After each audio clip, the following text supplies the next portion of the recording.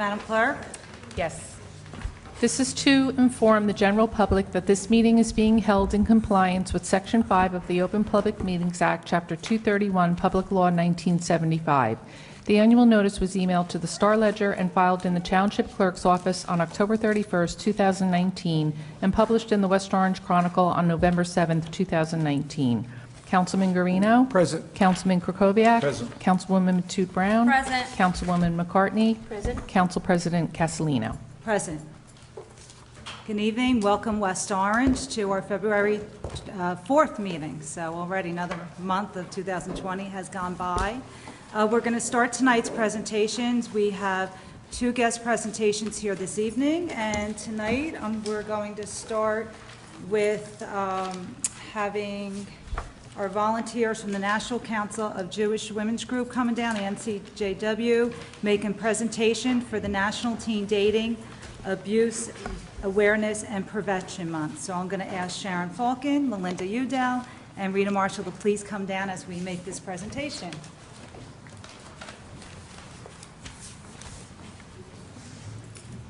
Thank you, ladies. We're going to have you come right over here, straighten up. First of all, thank you very much for coming down. You're a very active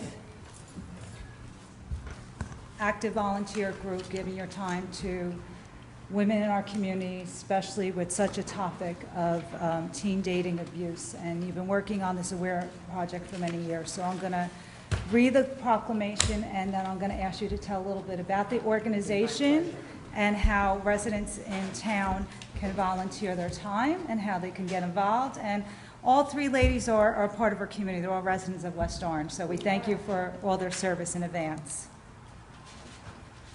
We have a proclamation from Mayor Parisi.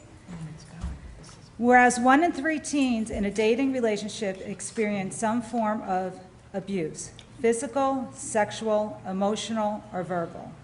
Whereas females between 16 and 24 have the highest rate of intimate partner violence. And whereas nearly 1.5 million high school students nationwide experience physical abuse from a dating partner every year. The Teen Dating Abuse Awareness Project addresses the issue of teen dating abuse with high school students, parents, and educators.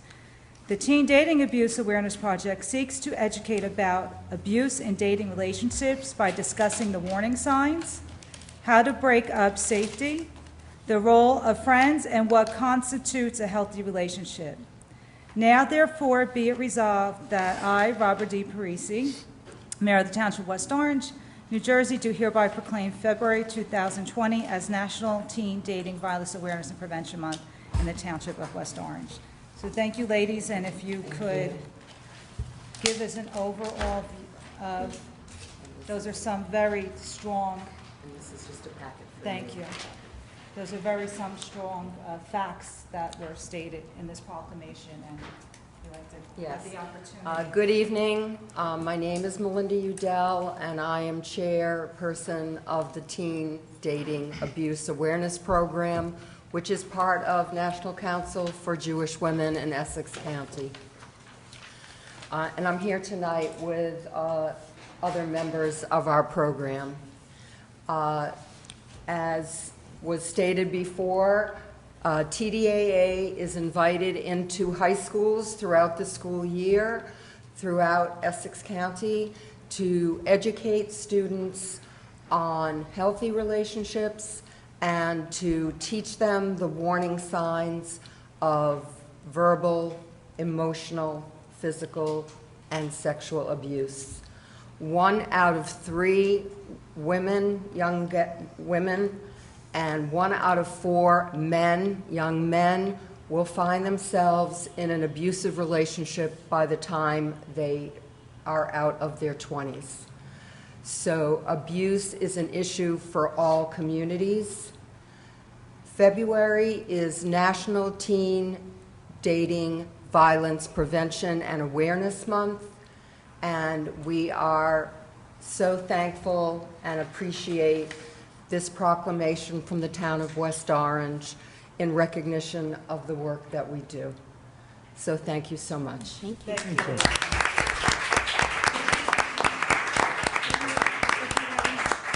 like to come up here with my colleagues, and we could take if everybody would come stand. Come on up. Take a picture with us. Hi, good evening. Hi, how are you? Go right to the.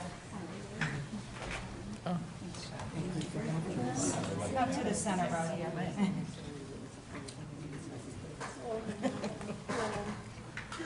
Tighten up, guys. Tighten up. We'll be back as soon as the weather. Thanks, Jeff.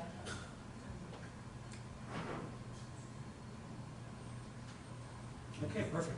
Thank you. Thank you so much. Thank you so We much. really appreciate your Thank you support. for what you do. Thank you. Thank you. Thank you for what you do. Thank you for your support. Thank you for what you do. Did he say what day? I didn't ask you. You're right, I should. I should have asked you about that.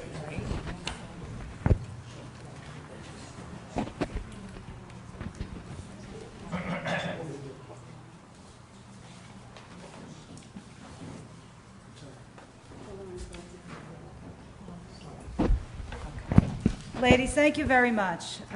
Your work, you've been working with high schools throughout the area, and very important. The statistics were overwhelming, and having children myself and working with so many with the school district for many years, your volunteer services are invaluable to the community. So thank you for all that you do for West Orange and the surrounding communities.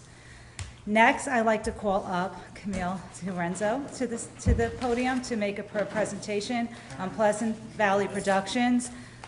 This year, we had a wonderful season with your production team of reopening OSPAC and providing great entertainment to our community, very family-oriented programming. I know just from talk in the community, a lot of great events, people have a good time, and but we're here to go over the report and the events and to see how well you did and to see what more I'd like for you also as you present to us, also let us know what we can do for you as the community as well. Thank you. Just 1 second. Oh my. Lights are going out. Let me go see what I could see. Don't fall off the chair. So that's a nice picture. So I had 75 photos. You knew I would say it. You knew I would say it, right? Joe, you had to know I was going to say it. I had 75 photos, great photos of this past summer. Some people in this room were in the photos, but mostly it was really great music events. And something happened to the file when I sent it to Joe. So there's only 18. So, and I really apologize that I have 5 pages of narrative and only 18 photos. So I have plenty of photos. Maybe next time we'll see all the pictures, or you can visit the website to see all the great pictures. So we're here to give our report. Before I start, I would like to thank everybody on the Township Council for trusting us 8 months ago to do a good job. I think we did. I think we did a good job.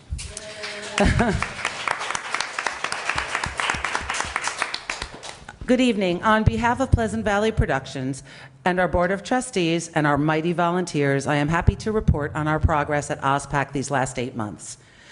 Please enjoy the slideshow of not 73 photos taken from our first season.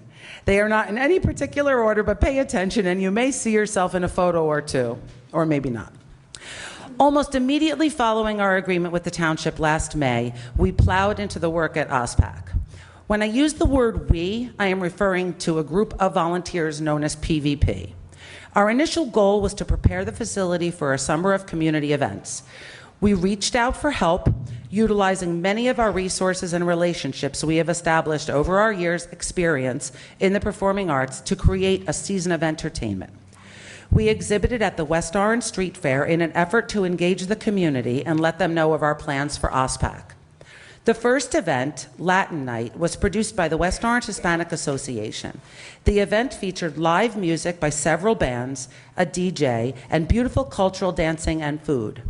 Next up was our summer opener called OSPAC Summerfest, which provided 5 hours of family activities, including the Bella Princesses, the Mad Science Show, martial arts exhibits showcasing our local talent, face painting, bouncy house, food trucks, a beer and wine garden, followed by our feature performance, New York State of Mind, the music of Billy Joel. The band was sponsored by Advantage Pest Control, and we would like to publicly thank them once again for their support. Our proposed date for Summerfest this year is May 30th. The following weekend, we produced an incredible evening of music, Broadway Under the Stars, in partnership with the Encore Orchestra of New Jersey. We had 7 singers from Broadway and regional performances, accompanied by an outstanding 30-piece orchestra. This event received rave reviews, and it is our hope that we will continue to present Broadway Under the Stars again this coming season. The very next week, we hosted a West Orange Recreation Department concert event. The Tom Petty tribute band, Refugee, performed to an audience of strong music lovers as it was 102 degrees that day. But for some reason, the evening breeze at OSPAC seemed to remedy the humidity, and it was a great night with no rain. The Rec Department has already booked their concert for 2020, so mark your calendars for July 24th as we bring you Ring of Fire, the music of Johnny Cash. Before I move on to August, I would like to report that none of what we have so far accomplished at OSPAC would have been possible without the support of our community partners and West Orange volunteers. I mean physical support on the field, at our events, lugging tents, moving chairs, loaning tables, selling tickets, pouring beverages, emptying garbage, commingling, recycling, and so much more. So thank you to everyone, especially Meg, Rick, Joe, and all of our PVP volunteers wearing the green staff shirts all summer long. Thank you.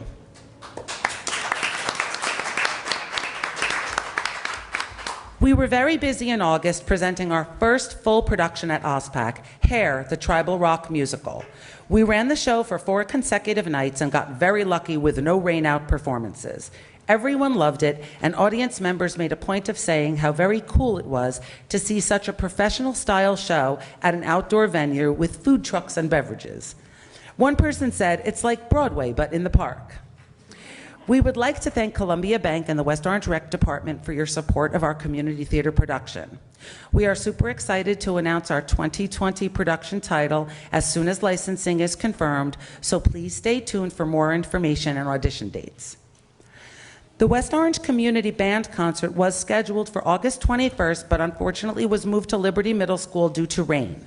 It was a great night of music performed by West Orange talent, the West Orange Community Band, with an opening set from our very own jazzy lady, Lynette Sheard, accompanied by West Orange resident Fran Testa.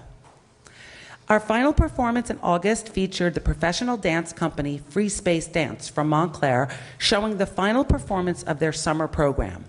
We have plans to bring them back in August for 2 nights of dance performance, and we encourage you to come out and experience the Free Space Dance talent. September was amazing as we hosted one of our favorite events, West Orange Idol. The Downtown West Orange Alliance sponsors a talent competition for West Orange residents of all ages to showcase their voices and receive valuable feedback from the selected judges at the competition. We had more than 20 contestants and expect an even greater turnout when we host this event for downtown again this year on Sunday, June 28th. Look out for entry details coming soon.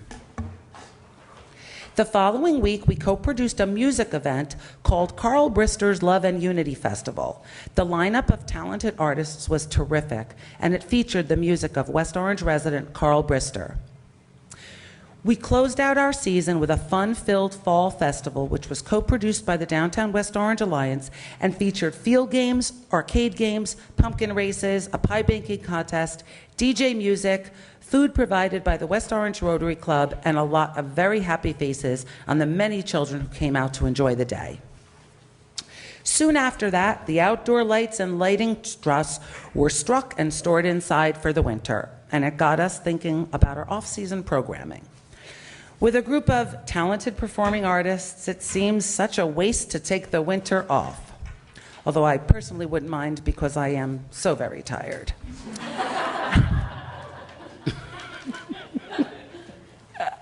But We are producers of performing arts, and we did promise to provide. So we will present an indoor performance of a very small but familiar title play called Driving Miss Daisy.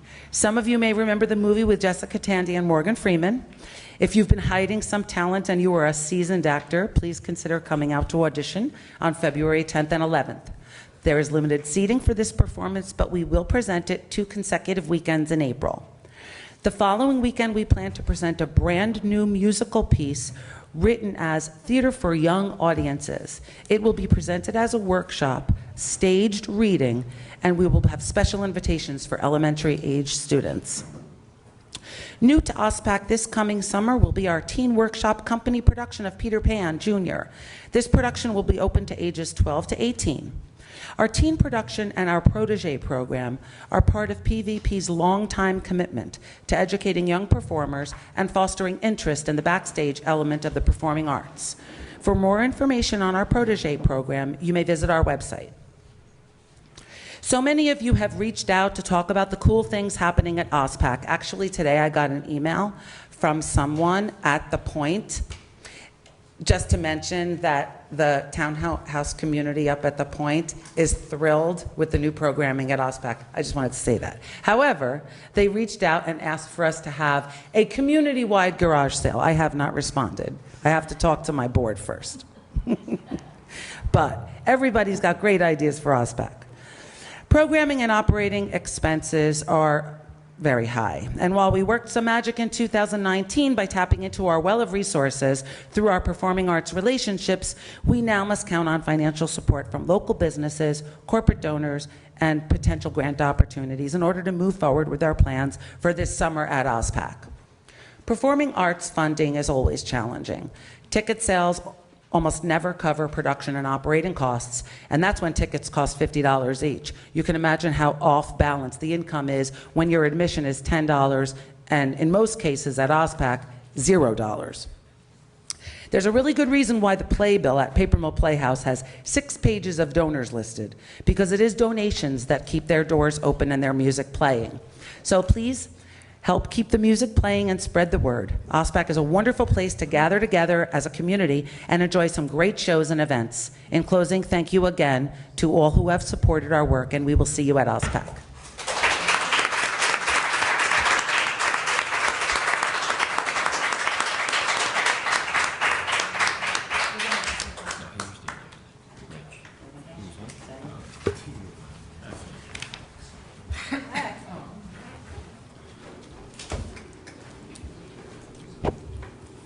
Busy, busy, busy. How were the pictures? I like that. Good.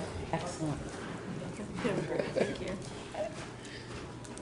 So Camille, we can't thank you enough for taking on this initiative. As we spoke earlier, monumental task, a lot of work, your board, tremendous, summer weekends. It's a long season, especially with planning. So, but you are here for a report. It was great to see all the great stuff. So the devil's in the detail on some of the questions we may have for you. Sure. So I want to give my colleagues the opportunity to ask you a question, because we created the oversight board, which will start operating in effect this year. We appreciate you coming in a little bit earlier for your report. And so I'm going to start off with Councilwoman McCartney. Do you have any questions for? No, I don't think I've missed any of the events that you put together. I don't really have any questions. I look forward to the new season. I was there to volunteer at just about every one of the events, and Yes, you were, and thank you. you're welcome. So I don't have any questions. I really don't. I just wish you the best of luck going forward. And I think she helped with garbage, too. This is Laura Naranjo, our executive director. This is Beth Vecchio, Tracy Burkholder, Elizabeth Rogers, Robin Guarino, all wonderful volunteers. Most of them are board members. I don't know if you saw their faces back in May, but that's who they are. Great, thank you. Councilwoman, oh wait, Well, do you have one more? let me just say, you mentioned about the Point, residents at the Point talking about the garage sale. So last year in April, the West Orange Environmental Commission did a plastics recycling toy drive. I remember that. Right, so it went so well, and just this morning, I got a call from DPW, our recycling coordinator, Nick Salisi, that the trailer that we put up at the recycling center is full. So people continue to donate their plastic toys to keep them out of the landfill, and now we need to find more locations to send them. So if you want to partner and do something like that, I don't know about a garage sale, but recycling things, that's what it's all about. I think it's a great idea. You know, I'm learning about things that are not related to singing and dancing, and garage sales are great. Well, we can partner and put that together. Thank you. Become a musical. Councilwoman Two Brown? I did. First, and I've said this to you over and over again, thank you so much to you, to your volunteers.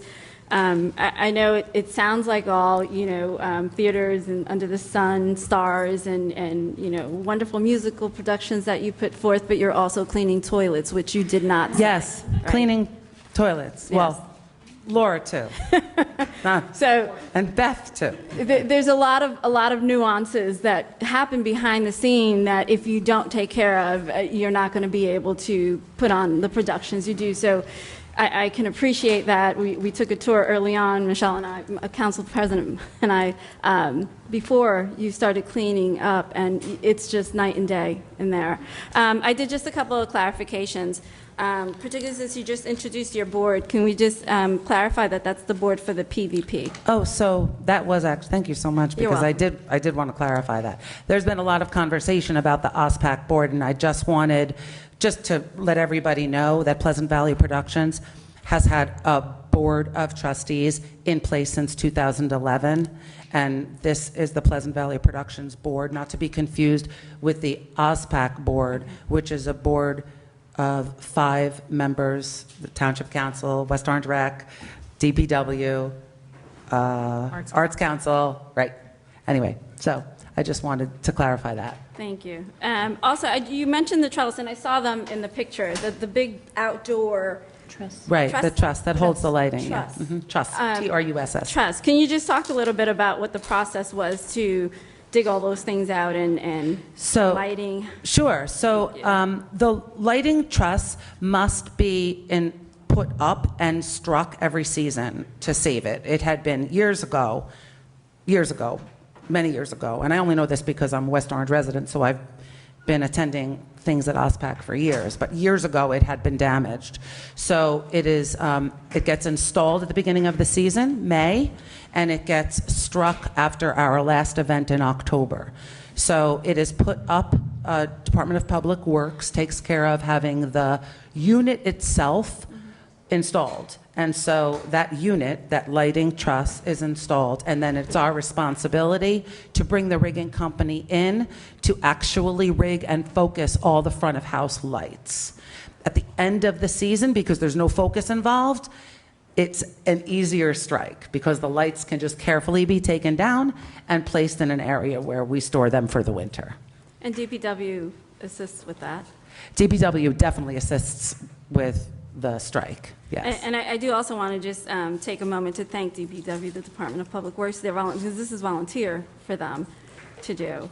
And Bill Kehoe at the Rec Department. Yeah, Parks and so, Rec Department. yeah, I mean, so the Department of Public Works and the Recreation Department have been wonderful partners. They've been taking care of the facility for so many years. I think both of them were very happy to see that they've got a group of people who care about it as much as they do.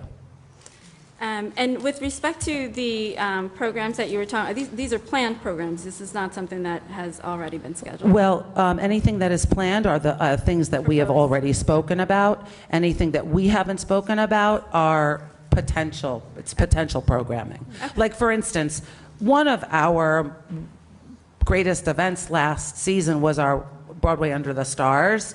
It's still up in the air because it costs a lot of money. So everyone loved it, and we had over 300 people there, and it got rave reviews, but we have to really get out there and get funding for that. Thank you. I don't have anything other. Thank you. Councilman Guarino? Thank you, Council President. Camille, I just have to say thank you for the excitement that you've brought to the township, to the youth of West Orange, to the seniors, to us middle-agers and everything else. But I remember the first time I met you a long time ago, is that I just found that spark of excitement, that you really have a passion for the arts and sharing it with everybody who really needs it, because it shows who we really are. And I just need you to tell us what more we can do, what more the Downtown Alliance can do, other than Advantage Pest Control, but what we can do, and what the council needs to do, and what the community needs to do to spark more interest, to get more support. Because like you said, ticket sales alone don't cover the cost of great presentations and great artwork. So we thank you, and I can't wait. I hope I was a good bartender. I mean, that. You're second best. Okay, I know. Joe McCartney. Joe McCartney was first. Okay. I tipped my hat to Joe. That's right. But on behalf of my council colleagues, I mean, we're very proud of you and your board and the people. Lauren, thank you. And we look forward to this coming year, and we want to be there to help you again. Thank you. Thank you. Council President. Thank you. Just one more clarification. Every event, with the exception of 2, were free admission this summer. The Broadway Under the Stars event with the Broadway singers and the 30-piece orchestra was only $10. And Hair, the musical, was only $10. So I just wanted to say that because we're kind of proud of that. Okay. You done, Councilman? Yes, thank you, Council President. Councilman Kukoviac? Thank you. Mr. Lorenzo, it's exciting to hear how successful your season was last year, particularly when you literally had to hit the ground running because you got such a late start. So I'm really thrilled to hear that. I just wanted to get back to something you were saying about support. You have an opportunity now to be speaking to several hundred, if not thousands of people. I forget. Maybe you could just tell people how specifically they can contribute. Like, can they come to your website? What's the URL? So, what's the check made out to, address, that sort of thing? well, thank you so much. We have 2 websites, the pleasantvalleyproductions.org website and the ospacnj.org website. We're still trying to get back ospac.org. It's owned by the previous management company, so hopefully soon we'll be able to get that back, but we now have ospacnj.org. And if you go on there, there's a link to the pleasantvalleyproductions.org website, and there's an area for donations. We've also got certain levels of sponsorship specific to OSPAC, where if there's a community donor or a corporate donor, there are levels of premiums, like, for X number of dollars you get a ticket to these events. For X number of dollars you get a table to display your marketing material. For a grand dollar amount you get Frisbees with your company logo on them to throw around at our next event. So thank you very much for that. Okay, so you can actually donate online at Pleasant Valley Productions? Can we donate online? See, I don't have all the answers. Can we donate? Yes, we can donate online. And Pleasant Valley Productions is a 501c3? 501c3. So that means your contribution would be tax deductible? Tax-deductible contributions. And if somebody wanted to just send you a check, what would be the name on the check? Would it be OSPAC or would it be Pleasant Valley Productions? It would be Pleasant Valley Productions. Okay, great. Because that's our bank account. Great. Did the town last year provide funding to set up the trust? We usually do every The year. town did set up the truss, the truss itself. Okay. Nothing else. No cable, no lights. But it didn't cost you any money? Oh, no, it was, Right, the town- it was there when we got there. Okay. No, but I mean, putting up the trust. Traditionally, The truss in our itself. Yeah, just the truss. In our budget each year, we set aside $5,000 for this specific operation. Wow, I I'll just do wanna it make cheaper. sure- No. I'm just wondering if did you see any of that money? Did you see any of that money? No, the truss had already been installed when we got there, so that wasn't our business. Okay. Yeah. According to the financials that you provided to the township, you actually eked out a small profit last year. We did?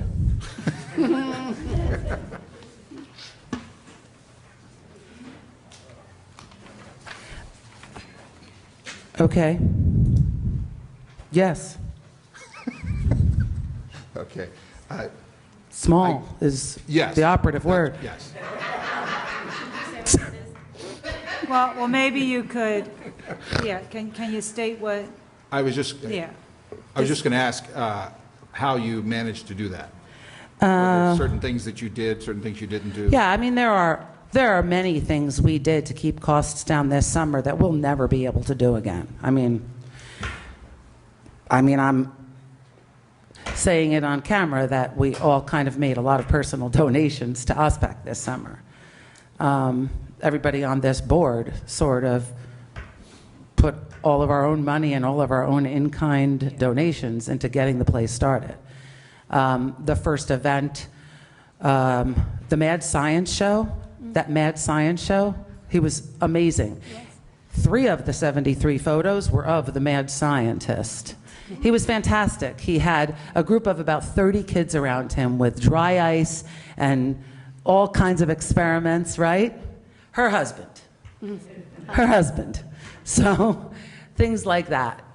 The orchestra that would cost $8,000 and will cost $8,000 this year is an old colleague of mine. She is the conductor. She's a professional conductor. And the 30 musicians are musicians I know or she knows. And to get us up and running for our first season at OSPAC, we pulled out a lot of favors from a lot of people we've known over the years. The production of Hair, which should have had a budget of about $18,000, the director, the choreographer, the music director, and the musicians donated their time. That's unheard of. So, I mean, there are people, but we can't dip into that well again. So we did things like that. What else did we do? We sold a lot of popcorn. And we sold a lot of soda and water. And what else did we do? Candy. I mean, we did have a sublicense agreement with a rental. We had one rental this summer. That's all. It was actually a group that was recommended by Mr. Sayers, and they were fantastic. And for those of you who don't know, a sublicense agreement is a rental. It's a performance group from the outside looking to come in and rent OSPAC and all of us for the day. And so while we did have to provide volunteers and a technician, a sublicense agreement with outside rentals is a good way for us to bring in some money. Okay. There are probably other ways that how else did we bring in any money? We were just creative, so thinking about our fall festival, that was completely our thought and our ways of bringing fun activities, family fun activities to the community without having to rent professionals, without having to bring in something that was, had a high cost to it. So it took a lot of time and effort and thoughts to be as creative and frugal as we could be, while also maintaining a high level of performance quality. But it was a lot of brainstorming. We spent many hours each week in a room, locked up, trying to figure out how we could do more with less. And as Camille said, it's not something that we can count on moving forward, but it just kind of goes to show the excitement that the community has in what we brought, and the performing arts community as well. They were excited about what we were doing, about what we wanted to achieve, and they wanted to help us succeed. So now we need the help of this wonderful community who was so wonderful to us all summer long, who came up and introduced themselves to us, who told us what they loved, told us what they wanted to see, who told us about their summer plans, their grandchildren, what they were going to be doing the rest of the weekend, and we need to tap into those resources now that we have more time to prepare our season, and we need to prepare, we need to expand our budget for this year, because what we're bringing is very exciting and very ambitious. Councilman? You have any other questions? Yes, I do, thank you. Oh, I was going to talk about. I just want to make sure I took notes correctly. You guys have already booked productions for April and May this year? Yes, we are presenting a small play and an original musical workshop. Okay. One is in April and one is in May. The reason I was asking was because, as I think Council President mentioned, we're in the process of getting the OSPEC board off the ground. And that's going to, I don't know if you've read the legislation, but it requires interaction between the board and Pleasant Valley Productions on the, you guys actually, I guess, presenting Right. the programming, and they're required to make recommendations to Right, that. So right. I just want to make sure. Thank you. No, I actually have spoken to Councilwoman Cindy Matouk Brown and Bill Kehoe about it. I walked them through to show them what it would look like to actually create this theater space inside. They seemed pretty excited about it. And we actually discussed the play and the musical workshop. Okay, good. I also understood from some previous conversations that we've had at the council that, I don't know if it's you in particular, perhaps the board, thought that some of the requirements of the legislation, which particularly the financial disclosures, weren't, I don't know, comfortable or weren't easy for you to meet. And I just, maybe if we could, we, the council, could hear that from you directly. Oh, sure. Might help us if we need to modify. Sure. No, I think it was just the dates. It's that we do our year end, our fiscal year, I mean, it's December 31st. So we closed our books, did our year end, prepared our financials, and submitted them in January. So I think it was the dates that were, it just didn't seem right. I don't know that you'd even really get the information you wanted if we did I think it was May. Yeah, it's a couple of. Yeah, it wasn't that we're not, it wasn't that we can't, it's just it didn't seem like the right time. And most people close their books year-end, so. Okay, any other questions? So does that mean what you're comfortable with is submitting something after the end of the year, not necessarily after the end of the season, but after the end of the year? It makes most sense for it to be at the end of the year. Elizabeth was our treasurer last year, and she was incredible and detailed and impeccable, and it makes most sense for it to happen at the end of the year. And also, I mean, it's really is a year-long process. So we start fundraising now for things that we're planning in October. So as you know, funding is coming in, as things are moving through, it's kind of hard to do things, split it up mid-year, because we may start planning for something now that's going to go up year-end. So I think you'll get a better sense of it. Yeah. So is the beginning of February enough time for you? Would that be enough time? I know That'd be great. That gave us the extra Like weeks. you have your Thanks. We'll take them. We'll take you those. have your We'll take report. those extra weeks. You have your report today. We can move forward so everybody knows when the expectation is. So why don't you just give us your report, let's say February, beginning of February is fine? That would be good. That'll give you enough time. All right, Councilman, any other questions? I want to start wrapping up. In terms of your interaction with town employees between last year and this year, is there anything that, I think Councilman Garina was saying, is there anything that you would like or would suggest to us to make us, the town, more helpful to what you need to do? Well, I have to be honest, coming into this last May, I didn't expect the support that we got from the rec department and from DPW and from the council members. I didn't expect it, and we got it, and it's great. If we can have more of that, we'd be happy. Downtown West Orange Alliance, yeah, so, yeah. Our tables broke, she let us borrow new tables. I mean, so, our tent, we went through 10 by 10 tents this summer, and she loaned us some of hers, so. Very nice. And also, I would also say help us get word out. So we have tried every avenue, social media. We are posting on every social media avenue we can think of. We're posting on the internet. We are doing live videos, and we have had wonderful response and help getting the word out. But we still always hear, "Oh, I didn't know this was happening," or "I didn't know this place existed." So any support we can get getting out our programming and that we're there and that we want the town to come is always going to help. Okay. Thank you. We're passing that down. Okay. We're passing this down. Okay.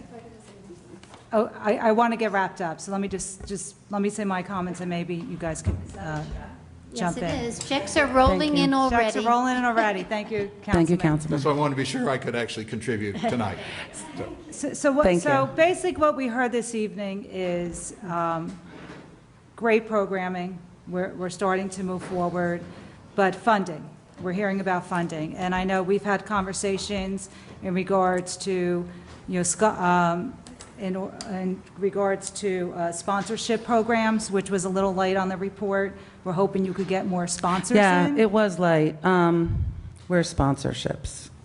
Yeah, that's okay. We don't have Yeah. to discuss the amount. Yeah, it was pretty light. It was lighter than we expected. Yeah. And it's certainly lighter than we can. But we have a very Yeah. generous business community. I know you were working on a package to send out to the business owners in town to see if they want to sponsor a program and right. maybe invite their firm in or whatever the case may be, but you had different opportunities.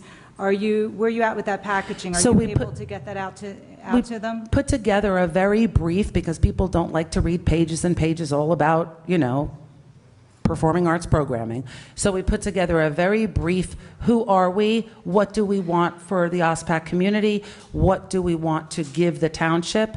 And we need your support. In that letter, it does explain that facilities like OSPAC and managing organizations like Pleasant Valley Productions are often funded by either a board of chosen freeholders or a county, and people have a misconception about outdoor theater. Even go to Livingston and go to their gazebo concerts. They're paid for by the town or by the county. You go to Brookdale Park, you see all the free concerts, and people love the free concerts, and they bring their chair, and they certainly don't go looking for, where can I make a donation, because they know that it's funded by Essex County. Well, nobody comes looking for that donation basket, so we put together this level of sponsorships for the business community. And we've got it with some photos, and we're going to post it on our website. And if anybody has any leads for some local businesses that might want to participate in helping us raise funds for this summer, it'd be greatly appreciated. Okay, so with that, I know Councilman McCartney wants to talk about with grants, which I know you were looking into grants and working with our grant writer, so I hope you work on that. Also, I'm sure she's going to talk about the chamber. Make sure you tap into the Chamber of Commerce. And what I'd like you to do is, as you continue along with the process, if you could come back and report to us when you have your summer lineup for us. Let us know, great PR for the community to know what's coming for the summer and to let us know how you're progressing, and maybe send us on the council your packaging so we could get it out to the various business owners that we know. So, all hands on deck to help get you funding for this summer. So Well, thank you. I hope everyone out there Thank you. could come out and support you. And again, if just one last time, your website out there, it's folks on TV could know. PleasantValleyProductions.org or ospacnj.org. Great. Thank you very much. Thank you. Thank you.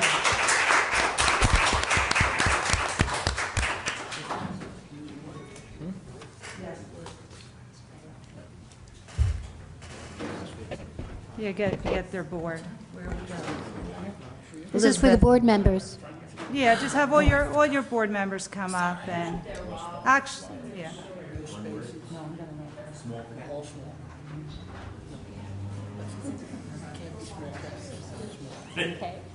Okay, great.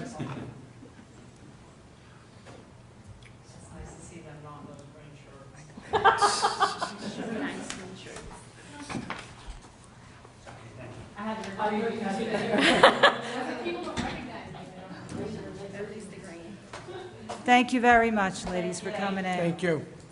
Okay, one more presentation. We have a very long conference agenda, so I apologize to anyone who was here for open public comment. We will start with that shortly. We have our Human Relations Commission here this evening to give their annual report as well. And Ms. Williams, if you could come down with any of your representatives that are here with you this evening, would you like to present?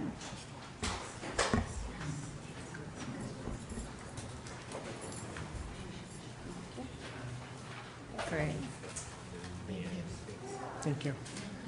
Thank you.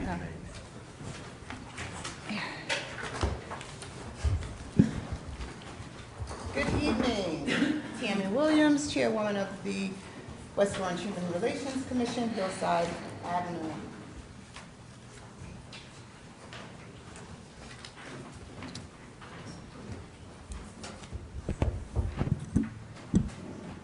The Human Relations Commission was established in 1992 and is charged to develop and implement programs and initiatives that encourage a positive and constructive dialogue within the township about diversity-related issues.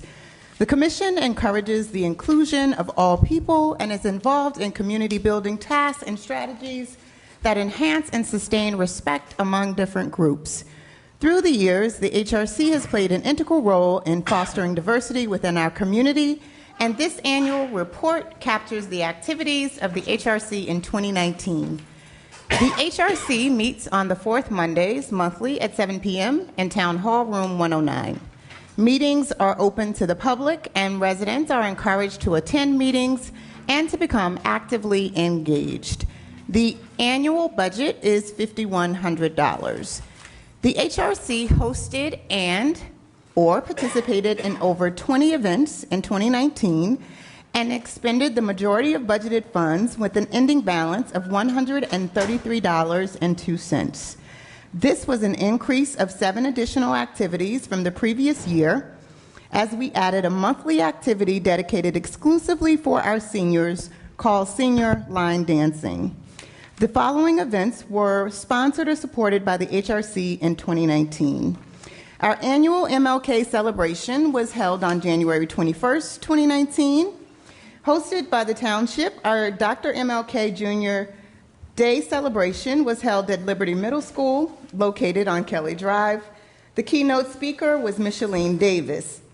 Ms. Davis was the first African-American New Jersey State Treasurer, the first African-American Chief Policy Counsel in the New Jersey Governor's Office, and the youngest CEO of the $2.4 billion New Jersey Lottery, and currently the trailblazing Executive Vice President and Chief Corporate Affairs Officer for RWJ Barnabas Health.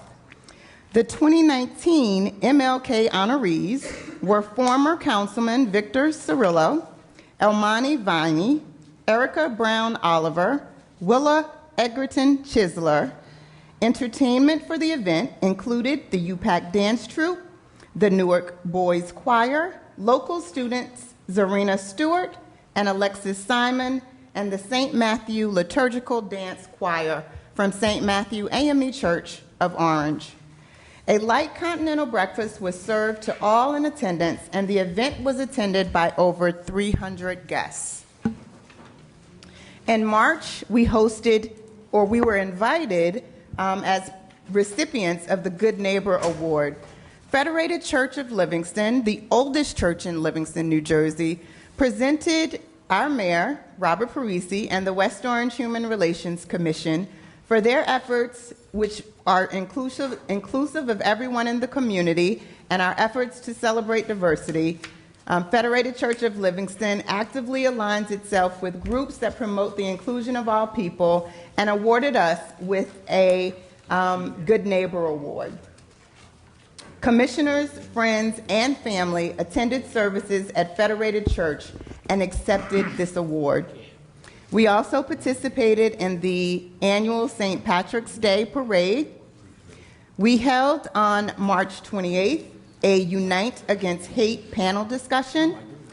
The HRC sponsored a town hall panel discussion as a response to the Christchurch mosque shooting in New Zealand.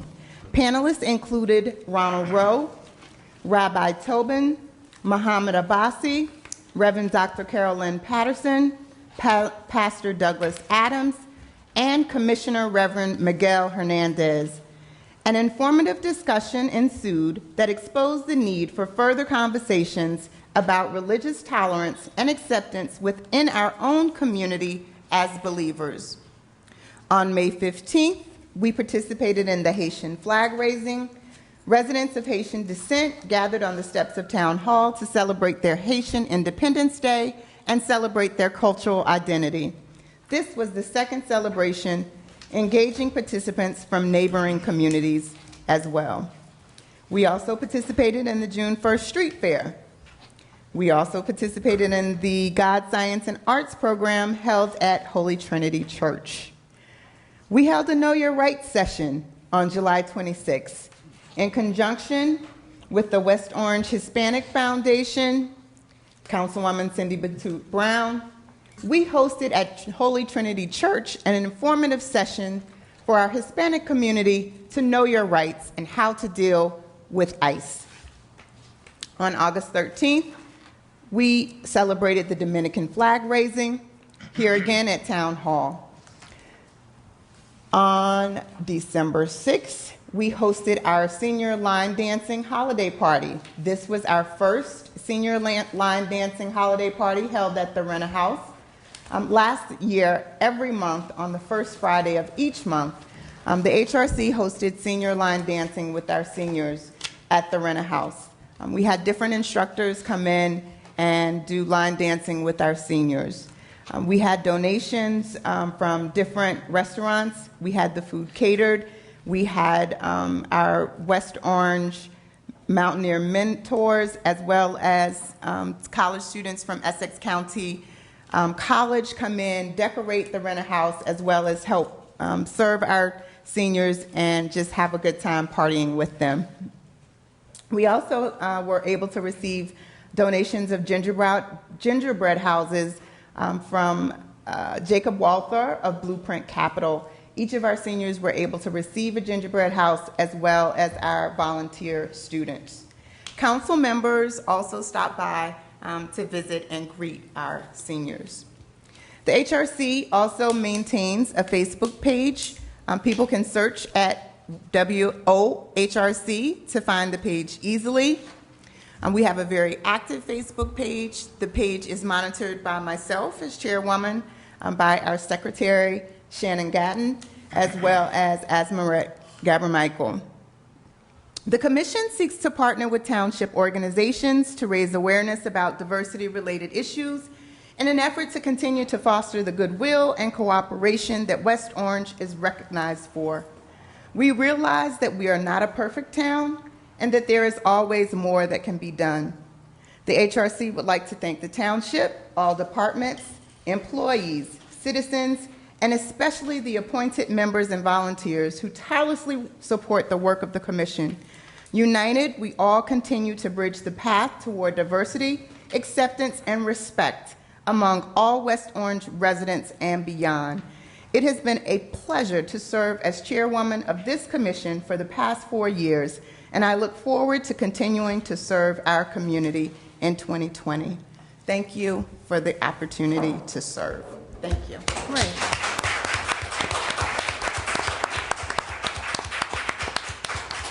Thank you very much, Tammy, and your commission, all the commissioners that are here this evening. I would like to ask them if they would please come up. Absolutely. I just want to see if my colleagues have any questions on the report at all. Seeing none, if all the commissioners like to come up and take a picture, we could do it right up here on the council. So I have with me Dagmar Hobson, Shannon Gaddens, and Steve Hobson. They're not married. They just happen to have the same last name. Mr. Fagan, you want them right there, up here? It's up to you. You're all right. Okay, great. That'll be $1. And I'll send this electronically as well. Yeah. Thank you. Clerk. That'd be great, Tammy. I'll Thank send you. this electronically as well. Okay, thank you.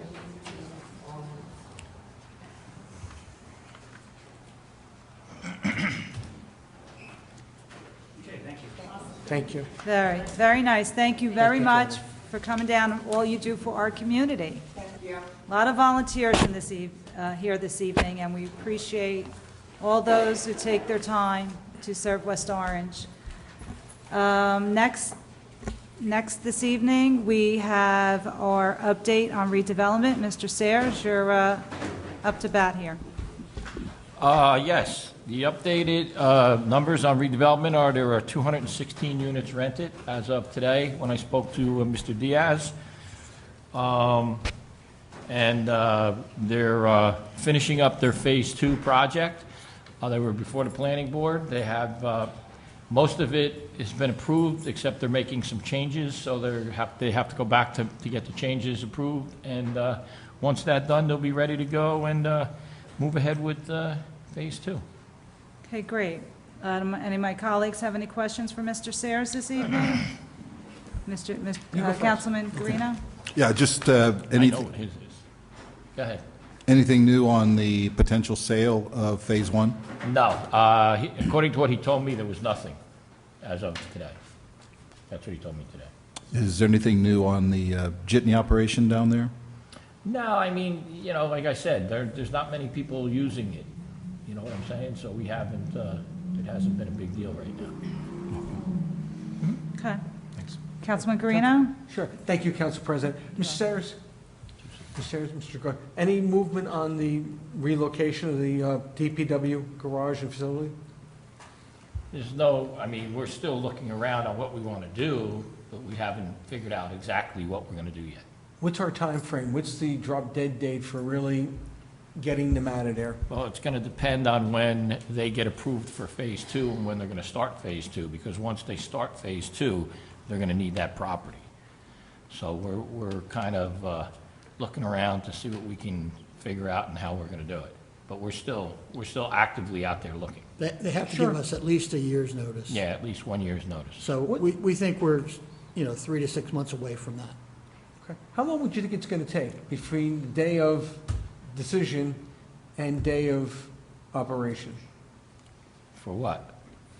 Like, To actually do it? Say for example, tomorrow It's going to take you it's closed going on to take a property. year. It's Tomorrow. going to take a year. Okay. Okay. Just, nothing's come Councilwoman. Thank you, sorry, nothing's come before the planning board as well, so that's a whole process that would have to happen. Right. Okay. We have time, as of right now. Okay. All right? Thank you, Mr. Sayers. You're welcome. My colleagues, your liaison reports. Councilman Kukoviac, do you have anything this evening? I do, but I haven't prepared a long narrative, so I'll just be brief, which I Okay. think you'll really appreciate. The Historic Preservation Commission last week had a meeting and reviewed the results of a report by an outside vendor who took a look at more than 100 historic homes in the Upper Gregory section of town and found a lot of interesting tidbits in the report, which is eventually going to be online in probably the next few weeks, and when it is, I will announce it, but it was a very interesting presentation. Very nice. Okay, Councilwoman Okay, McCartney? I don't have a long narrative, I just have a lot of things. But I was at the meeting with the Historic Preservation Commission, and just to clarify, there were thousands of homes due to the Tudor Revival style of the homes and the Dutch colonials. I did post it, and I feel like I opened a can of worms by posting that survey because everyone started to be concerned about their home. They're not individually being designated, primarily because many homes have already undergone upgrades, replacement windows, and different upgrades. So just to clarify for the public and anyone that saw that survey, it's a certain area that it's the nature of and style of the home, which is the survey to create the historic preservation. If I could just follow up on Yeah, that. please. The law is that your property cannot be designated onto any historic register, whether it's local like we have or state or federal level, without your permission. Yeah. So Right. it's not going to happen. Good point. What typically happens is the Historic Preservation Commission tries to identify the most important elements out of a particular neighborhood, and then approaches the property owner and says, "Would you like to be on the historic register?" But otherwise, it doesn't. That's not what they were have it. doing. Yeah, that's not what they were doing in this case. Correct. Thanks.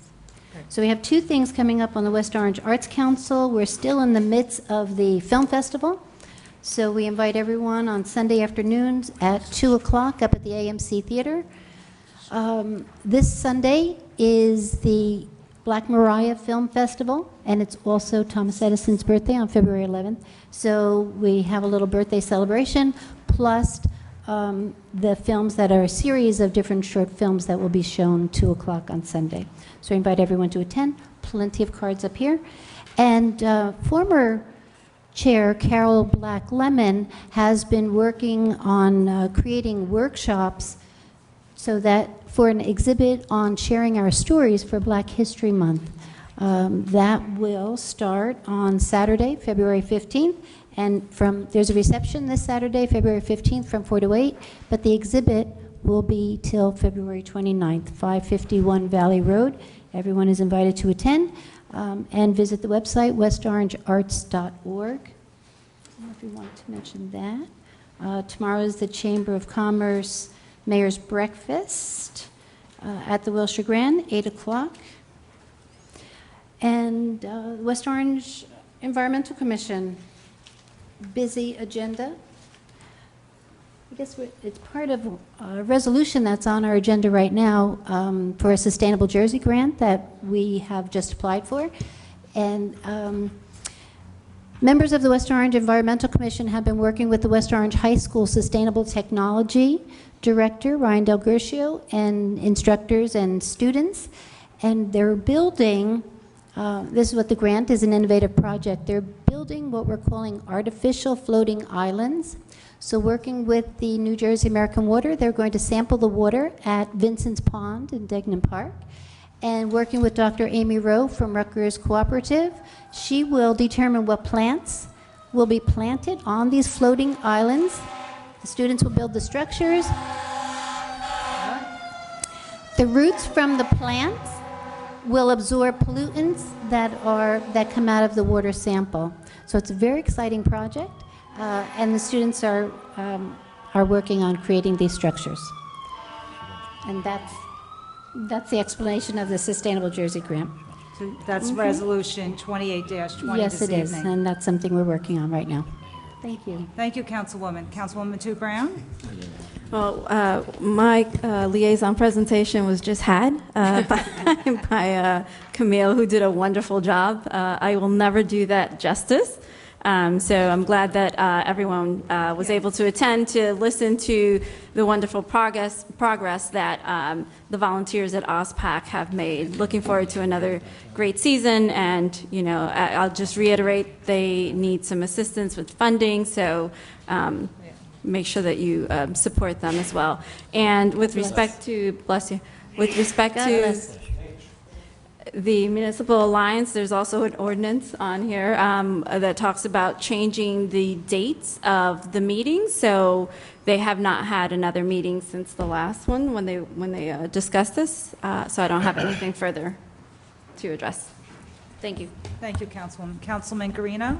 Thank you, Council President. Just want to say I'm kind of disappointed that I was the second best bartender. So it's like, Don't stand a chance. Anyway, but just to commend what my council colleague, Councilwoman Tu Brown, we're very proud of OSPAC and the Pleasant Valley Way production. So everybody, just give them their support. It's really great. Talking about our things, coming up, we have a little change in the West Orange Pedestrian Safety Advisory Board meeting. Our next meeting, which is February 12th, it's Lincoln's birthday, but we've been invited to hold our meeting at the laboratories, the Edison National Laboratories, courtesy of Superintendent Tom Ross, has invited us to have our next meeting in Building 12 at 7:30 on the 12th, and according to our township engineer, we're going to unveil the road diet for Main Street. So it's an appropriate place to unveil the drawings for the Main Street road diet right on Main Street. So we hope you'll come out. The superintendent invites you to come into the laboratory. We're very thankful to the superintendent. We're also thankful to the county for always letting us have access to Turtlebag Zoo and the ECEC. So we thank the county for that. So February 12th, 7:30, the Pedestrian Safety Board meeting will be at the Edison Laboratories in Building 11. Also rolling around is our next Downtown West Orange Alliance on the 19th of February. Please come out and attend. A lot of information you can pick up, a lot of information.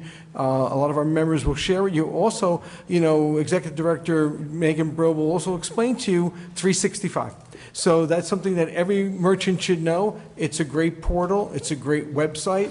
It doesn't cost merchants anything within the Main Street corridor, and it's a very valuable tool which our residents will be able to use and our merchants will be able to use. So we hope you come down and ask some questions, and we look forward to that. Also, happening on Main Street this coming year, on June 6th, of course, is our fantastic street fair. We're looking for another great day, another beautiful temperature day, nothing above 85, no rain, and it's also Edison Day. So it's a great day to get a tour of the Edison Laboratories. Of course, there is no entrance fee.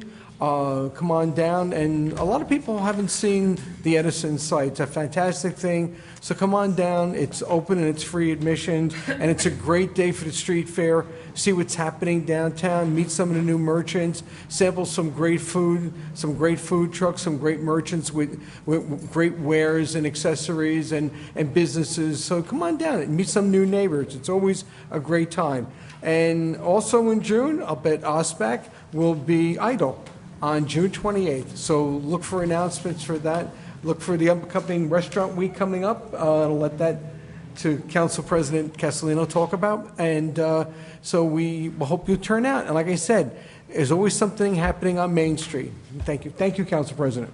You're welcome. Thank you, Councilman. Just a few announcements for February. A lot of our great community service organizations having their annual events, the West Orange Unico. On Sunday, February 23rd, their annual sports breakfast at West Orange High School from 10 to 12:30. This year's guest speaker is Adam Graves, New York Ranger legend, Stanley Cup winner. So come on down and meet Mr. Graves. And just a great event, a lot of great scholarships given out to our students in the high school and some of the private schools in the area. So always looks forward to that. Also, the West Orange Rotary Club has their annual event Monday, February 24th, the Taste of the World up at Mayfair Farms at 6 o'clock. Tickets $60 at the door, $50 in advance, and that's always a great event. Again, all these funds go to scholarships and many events that they have for a lot of the residents here in the township. Last week, I had the opportunity to go with our ladies from our Senior Service Department, Laura Van Dyke and Dorothy Saunders. We went to NJIT for a seminar. We are in the final round of a grant for the Grata Fund that we're looking forward to. It was a strategic planning for age-friendly communities. So hopefully, we keep our fingers crossed that we were in the contention for that. So we hope we could get the grant and expand a much-needed program for the township. So a lot of great strategies were taught to us. I thought we did pretty well. We held our own in our workshop, and it was always you go to these workshops and you always walk away with something for the community. So we were more than glad to sit through that presentation. And talking with our health director today, she wanted me to let everyone know on the website. As we know, every time you turn on the television, there's talk of the coronavirus. So she has sent letters home to all the school districts and to the preschools in the township and the private schools of signs and what to look for, just to educate our community. Hopefully, no one here in our community will be infected with that virus, but always being proactive, our health department, we thank them for that. Madam Clerk, I think we're ready. This is to inform the general public that this meeting is being held in compliance with Section 5 of the Open Public Meetings Act, Chapter 231, Public Law 1975. The annual notice was emailed to the Star Ledger and filed in the Township Clerk's office on October 31st, 2019, and published in the West Orange Chronicle on November 7th, 2019. Councilman Guarino? Present. Councilman Krokoviac? Present. Councilwoman Matute Brown? Present. Councilwoman McCartney? Present. Council President Castellino? Present. Will everyone please rise for the Pledge of Allegiance?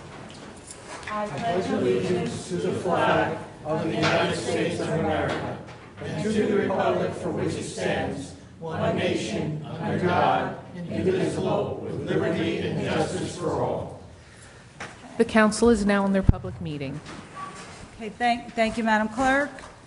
We will now open up our public comment section of the meeting. For those of you coming in for the first time, please come up to the podium. You have 5 minutes. Please state your name and address. And once everyone has spoken, the council will respond back to you. Would anyone like to speak this evening for public comment? Mr. Goldsman.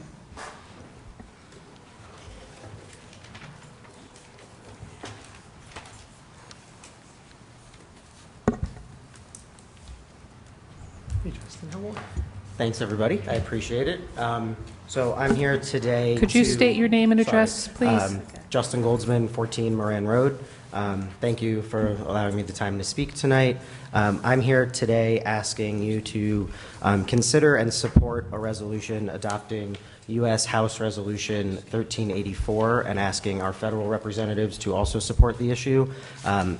H.R. 1384 is otherwise known as the Medicare for All Act of 2019, and I would also just like to take the moment to thank Congressman Donald Payne, who is currently a sponsor of the bill, so thank you for representing West Orange well in that regard. I don't know how you would like me to proceed with this. I don't really necessarily have a presentation per se, but I can read the resolution if that's helpful, or... Absolutely. If you'd like to read the resolution and let us know what's in the packet. Sure. That'd be great. So in the packet, there are some documents that are supported by various physician groups and nurses groups across the country. One about just myths and facts and perceptions. One is a specific breakdown about the current state of American healthcare. And then one is a summary of just what the bill does based on economic breakdowns, small town breakdowns, and things like that. But the resolution, and this resolution has passed in dozens of cities and towns across the country. So whereas the number of Americans without health insurance is still nearly 30 million, while more than 40 million Americans remain underinsured despite important gains made since the implementation of the ACA. Whereas everyone in West Orange deserves high-quality health care, whereas the never-ending rising costs of health care add challenges to our already strapped municipal budgets and our small businesses, which keep our communities thriving, whereas the Medicare for All Act of 2019 would provide national health insurance for every person in the U.S. for all necessary medical care, including prescription drugs, hospital, surgical, and outpatient service, primary and preventative care, emergency services, reproductive care, dental and vision, and long-term care. The Medicare for All Act of 2019 would provide coverage without copays, deductibles, or other out-of-pocket costs, and would slash bureaucracy, protect the doctor-patient relationship, and assure patients a free choice of doctors. Recent polls show a majority of Americans support Medicare for All, whereas the Medicare for All Act of 2019 will guarantee that all residents of West Orange will be fully covered for health care without copays, deductibles, or other out-of-pocket costs, and would save millions in taxpayer dollars now spent on premiums that provide often inadequate health insurance coverage for government employees. So the resolution is here. It's a it's a 3-page resolution, but I would like to just point out that today, ironically, is National or Global Cancer Awareness Day. So I think this is particularly timeful and pertinent. But I also just want to break down what we currently cost in terms of our health care. The proposal for Medicare for All over a 10-year period would cost $32 trillion and would cover everyone in the country. Our current system, if kept in place, would cost us over $55 trillion over 10 years and still leave out about 80 million Americans. So from a cost-effective analysis, it covers everyone for a cheaper price than covering less people for a more expensive price. Seems like a sensible proposition. It also allows people to leave their current jobs if they're not happy because they're not tied to their employers, and they can start local businesses, ideally here in West Orange, as entrepreneurs and support some of perhaps the Edison Loft projects and come in and take over some of those businesses. And just in terms of New Jersey at a state level and a local level as to why this is pertinent to have our representative support, we have one of the worst nurse-to-patient ratios in the entire country. We're currently, I believe, 47th in terms of the worst. So our nurses are already way overburdened, and then having to have them have the cost of and the time expenditures of dealing with insurance premiums and all the bureaucracy and things like that adds another strain to them. In New Jersey, 8% of all new babies are born below the expected birth weight levels, yet 12% of African American women give birth at lower rates than that, often citing that they weren't able to get prevented or prenatal care in a timely fashion because of the cost of their health insurance. In Essex County, 85% of white mothers receive prenatal care, yet only 55% of black mothers and 60% of Hispanic mothers are able to do so. And then in New Jersey, black infants die at a significantly higher rate in New Jersey than do their white counterparts. So I think from a statistical level and looking at what New Jersey's healthcare disparities currently are, and then having a federal program to implement them would not only help alleviate some of those burdens and statistical problems that we have here in New Jersey, but it also guarantees everyone has coverage, and it helps levy the costs that we have to spend on, healthcare benefits to town employees and things like that. So I'll save you 17 seconds, and I'll stop there. Thank you, Justin. Great presentation. Appreciate it. Thank you. Thank you. I see someone behind the camera. How are you?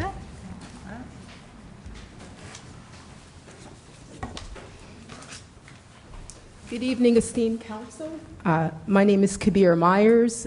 I live at 157 Marion Drive here in West Orange. And I first want to start off by thanking Justin for giving that presentation and requesting that the Township Council adopt a resolution that embraces Medicare for all, because I've been a big proponent of Medicare for all.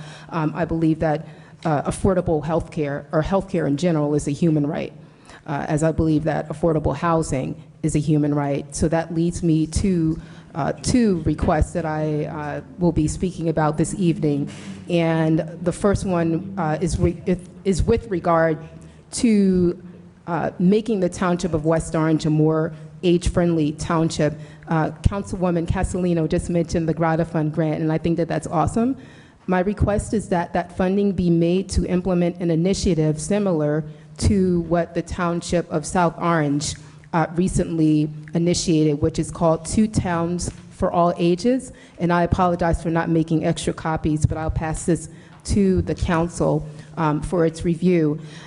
It's an initiative, and I'll just quickly read what it stands for. So South Orange and Maplewood launched what's called 2 Towns for All Ages, and it's an initiative that takes a proactive approach to foster healthy aging and enable residents to age in place.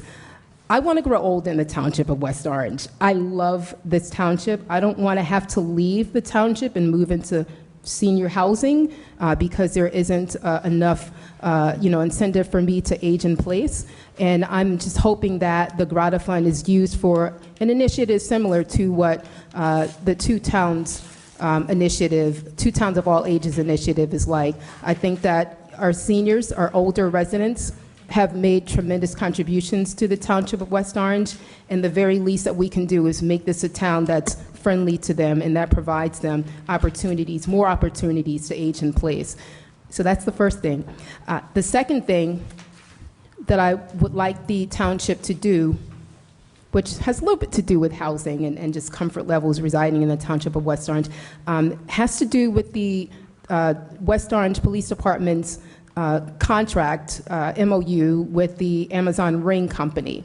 So the township is probably, or the town council probably recalls when Essex Rising held a forum, which I chaired through our Progressive Talk series on September 9th of last year, shortly after the township council approved a resolution effectuating the memorandum of understanding, or approving that memorandum of understanding back in August. So it's been about 6-7 months now since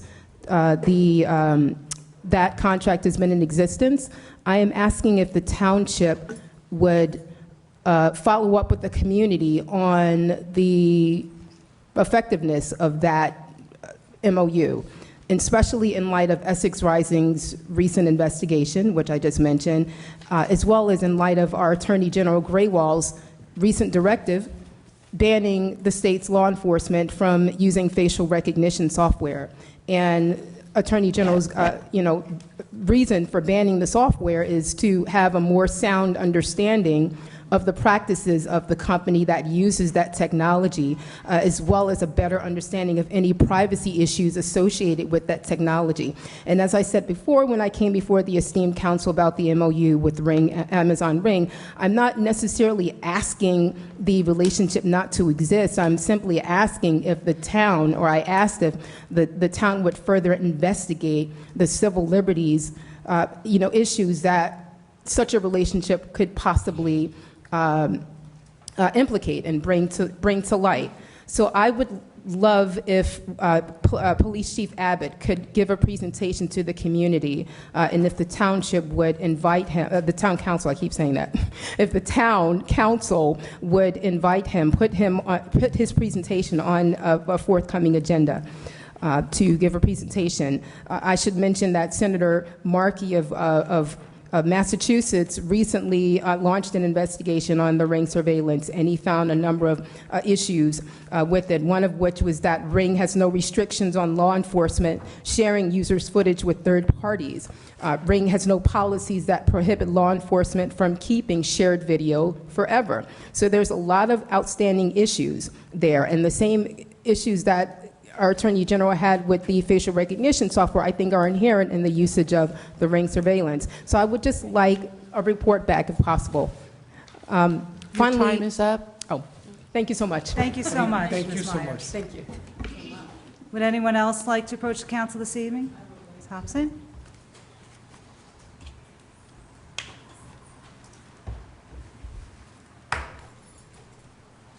Good evening. I'm Dagmar Hobson, 17 Tremont Avenue. I don't make it to these kind of meetings often, but it's not from a lack of interest, because I watch them on TV. The first channel I put on, I have Fios, they come on channel 45. That's the first channel I put on, hoping to catch a town council meeting and also a Board of Ed meeting. Now, the Board of Ed meetings are still being televised, but I have not seen a town council meeting in a long time. And I see that it's being filmed. So I'm wondering where is it shown? Where can I see it, if not 45? Yeah. If anybody knows. I saw it Sunday, so yeah, Sunday, Monday, Thursday. They're on? We'll answer on, yeah, we'll answer on the other, yeah. Maybe I can get the schedule of them. Do you have that? If you really can't get them, Ms. Hobson, you could go online. If you have a laptop, go online and go to YouTube and go to westorange.org, the town website, and it lists the township council meetings. Okay. Okay, I'll try that. Okay, thank you. Thank you. Thank you for the information. Anyone else this evening? Ms. Brill? Yes, Ms. Brill, you're up. Then we'll go to Mr. Puglisi last. Councilman Guarino did a great job in providing all the information about the Downtown Alliance, so I don't need to talk about that. But I am here as the president-elect of the West Orange Rotary Club, so I am in charge of the Taste of the World. And it is February 24th. It's actually an event that has 450 people indoors that are West Orange residents or folks that actually work in town. We get over 50 food and beverage vendors, and we added Tricky Tray to our silent auction this year. So it's a really important event. You may not know that the Rotary Club gives away all the money that it raises. So we traditionally, in years past, I'm hoping this year we do the same, we raise between $20,000 and $25,000. And with that, we give $15,000 away to residents, resident seniors from high schools in town, and you just have to be a resident. You can go to school anywhere, and we give 15 or 20 actual scholarships away to seniors, as well as $10,000 to community groups like the library, the Friends of Edison, all different groups, Animal Welfare League, and it's really an important measure of commitment to our township and a really fun night. So please buy a ticket from a Rotarian like me or anyone else, and please join us that night. In addition, I just wanted to mention about the stuff that Camille didn't say about PVP up at OSPAC. You may not know that Beth has, that's one of the sisters, the Vecchio sisters, Beth, has a summer house down the shore that she barely saw this year because she spent all her time at OSPAC. In addition, there was a family baby shower that Camille and Beth missed completely. The third thing, this just is a testament to the support and commitment that they have for that property up there. That is no easy feat to manage and keep producing. They went down the shore because Camille's son asked his girl to marry him, and they saw the engagement part and then had to leave for the party to come back to an event at OSPAC. So their team is hugely committed to pulling off amazing productions at OSPAC, and I'm so glad that you all and us all, oh yay, thank you very much, I have tickets. Anyhow, thank you all, I appreciate your time tonight. Thank you, Ms. Brill. Okay. Mr. Puglisi?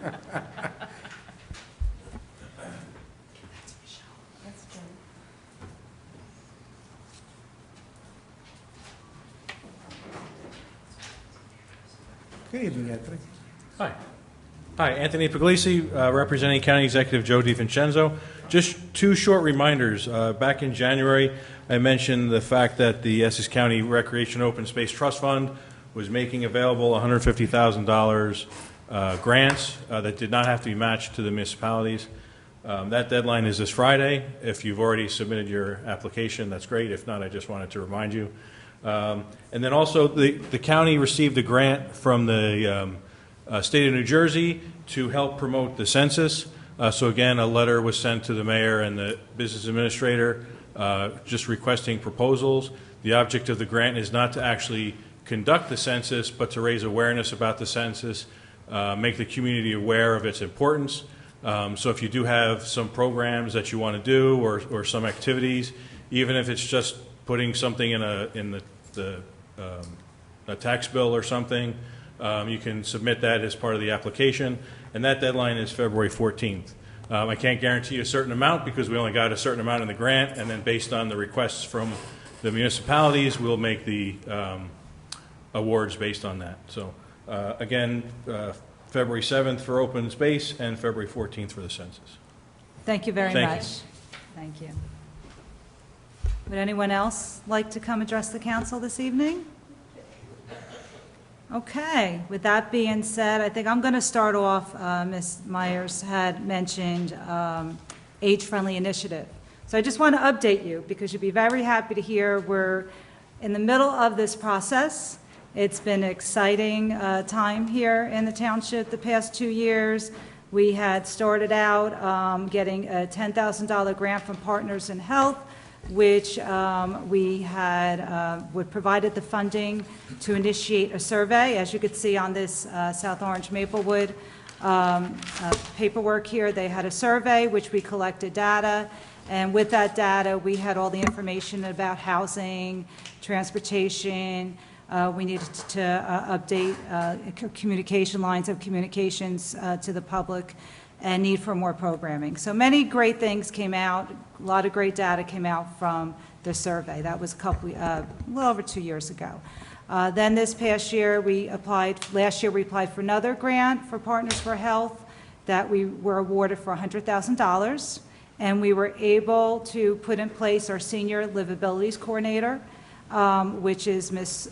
Dorothy Saunders, who the administration hired about 6 months ago. She's been doing a fabulous job working with Ms. Van Dyke and Noelia Perez in the Senior Service Department, along with the Health Department and our senior house, Susan Iovino, who's in charge of nursing. So what a great team we have together, working with the program director at the library, and we're trying to tweak it on the website, but if you go under our senior services, you'll see Senior Livability Initiative. That's what we call it here. What we learned last week is that we need to rebrand the initiative because we need to get something that rolls off the tongue, as you have here with Soma and other towns. So we've been spending actually the past week going back and forth. Mr. Fagan helped us with a few names as well between all of us on what we're going to rebrand and call our initiative. A lot of towns use age-friendly. Montclair uses lifelong. We always like to be unique here in the township, so we're trying really hard to come up with an initiative for us. So hopefully we'll have that soon for the township. So very exciting. We get this grant. Again, it gets us to push forward. So if you ever have a chance, go online. You'll see all our calendar events. We've come a long way in the past year or so in engaging. Part of our initiative is to engage all members of the community. We have a lot of folks that are isolated in their homes. We've been working with all the different community organizations, the African American Heritage Group, the Hispanic Foundation with Deputy Mayor Rodolfo Rodriguez. So we've been working with all the different partners in our township, and they've been wonderful with the school district. We have a volunteer list now. It's very important to get our seniors engaged and involved in volunteering for the community. So a lot of work has been done. We're in the middle of the initiative. We, again, our township organizers have been going to workshops on this, so we're very far along in the process, and we hope to move even farther if we get awarded this grant this spring. Okay, and we're also applying for an ARP initiative. ARP has an initiative as well to have an age-friendly status, so this is all part of our initiative. So I just wanted to get that information out to you immediately before I turn it over to my colleagues. I'll let you speak and I'll wrap up. So, Councilwoman McCartney, would you like to go? Well, I think you just did an excellent job, because to respond, I was just going to, you mentioned Noella Perez. There is amazing amount of education and training, book discussions, even crocheting, giving back in the golden years in conjunction with the library. There are plenty of educational programming and projects and activities that we do. And I serve on the planning department also, that we have always complied with our affordable housing component. So, we're doing everything we can. I appreciate your comments and coming down to talk about aging in place, or whatever it is we decide to call it. Dagmar, I'm sorry you're having trouble with the TV 36, also on FiOS, Channel 45. It was on Sunday. I think I just heard someone say Sunday, Monday, Thursday, all during the course of day. And it might have just been the day you were looking. Yeah, it's not every day. Megan, thanks for the information on Rotary. It's always a wonderful, wonderful event. And Justin, I went backwards, but Justin, thank you for all of this information for us to go through. Thank you. Anthony mentioned the census. We have it, so tomorrow I'm chairing the Chamber of Commerce annual breakfast for the Mayor's State of the Town address, and there will be a table set up there as well for people to get information and have information about the census. Doing what we can. Thank you. Councilwoman Tu Brown? Yes, thank you. Melinda, was it Melinda Udell? Yes. Okay. Yes. She's gone already, but I wanted to just specifically acknowledge the work that they're doing with teen dating violence during this month of awareness, particularly since the current administration has recently, as April, rolled back the definition of what violence is. It literally sets women back 50 years, wherein assault is now, physical assault is the only consideration the administration acknowledges as violence against women and gender-based crimes. I think this is really important to have the discussion with not just the teens, but with everyone, because physical abuse is not the only abuse. So I applaud all of their efforts in making sure that our, particularly our young ladies and gentlemen are aware and can have resources available to them. So I appreciate that there was a proclamation, and that was something that was highlighted today by our township. It's certainly necessary. So while they're not here, I just want to say thank you and acknowledge them again. I said thanks and many, many thanks to OSPAC board and PVP for all of their hard work. I know it's been an incredible time, invested and really rewarding for all of us who were there to help participate as well. Sorry, trying to catch up here.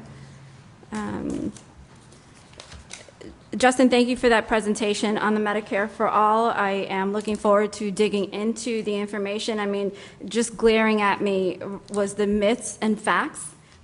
Just that one line alone is an education for me, because I didn't understand the real difference for it. But, you know, I do think that while it's not, you know, perceived as locally impacting us, it does overall impact us, because those who are making the decisions for us on the, you know, on the congressional level need to hear from all of us. And that'll certainly make a change. And again, I'll echo what you said. Thanks to Congressman Donald Payne for sponsoring the bill, and hope to have further discussion about that as well.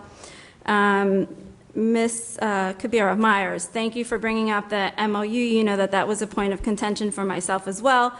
I have followed up with the ACLU and all of the reporting that they're doing out now with respect to the very flimsy limitations on what police departments have access to. And I appreciate you bringing that up, because I actually just saw an article that was in this month's ACLU. I was also contacted by Evan Feeney, who's another resident. He also participated on your panel. And I want to also say thank you to Chief Abbott for participating in that panel, because it was very informative. He also did say that he would be willing to have another community forum, so thank you for bringing that up. I'm sure he'd be more than happy to, you know, sit down and have discussions with the community about that. But it is concerning, because, you know, there has to be a limitation on how much of our civil liberties we are willing to give away. And weighing that against what the perceived benefits may be. So thank you for bringing that up. Dagmar, they addressed, yeah. If you go on the town website, it's there. The videos are always there. Ms. Brill, congratulations on being president-elect, because you're not busy enough. No, she's not. No. I tried that one. Well, before you leave, I have a check for you. And I took a census training this past Saturday, and I emailed Anthony, and I emailed the mayor and the administration with respect to the funding that was potentially available to municipalities through the county. So I look forward to, and he's supportive of the efforts, just so that the more people are out on the ground, collecting census data, not collecting, I'm sorry, encouraging people to respond through internet access, telephone, and mail. It's really important for things like particularly representation on the congressional level, because during the last census we lost a congressional seat because of the count, and we certainly don't want to do that. The more people that we have advocating for us in Washington, the more dollars we have for programs like pre-K, SNAP programs, or healthcare programs. So all of these things are very important, and I'm hoping to join. I know that Councilwoman McCartney, you're sitting on an ad hoc committee as well. I spoke to our chairman, Abdur, yesterday, and he told me about Zuful Health, who's also taken that initiative. So, but there's many more opportunities that we need to engage our residents in. And also, just as a plug, because I was at the training this Saturday, the U.S. Census is looking to hire nationwide 63,000 census takers, and they pay $20 an hour, and it's part-time on your time. But be sure to visit their website if that's something that you're interested in. I think that I want to encourage everyone to participate in the census this year, because it's very important. And I hope I'm not leaving anyone out. But that's it for me. Thank you, Council President. Thank you, Councilwoman. Councilman Guarino? Thank you, Council President. Justin, I got to say, I've known you since you're 4 years old. And I am so pleased to see that you've grown into such an adult with a social conscience. And I sincerely mean that. And you should be very proud, as I know your parents are. And I believe in healthcare in the way it should be. I believe it should be that nobody should be penalized for any pre-existing conditions, and we need to make that. So I appreciate you bringing this to us, the data that we need to make our decisions, and the data that everybody has to realize the truth and the false. And so, but again, thank you. And I'm not trying to embarrass you, Justin, but, you know, no, thank you. He'll kill me later. So, Cabria, you know, aging in place. I'm sorry. Kabira. Oh, Kabira, I'm sorry. You know, I'm getting killed. It's such an important issue with aging in place. And it's good when people say they've gotten things and are doing this, they're doing that and everything else. But the whole issue is to enabling our seniors and push people as they get into a disabled state to be able to live within their own community. And it's proven that when people live within their own community that they've grown up in and they feel comfortable in, and their friends and family are here, it makes quality of life a lot better.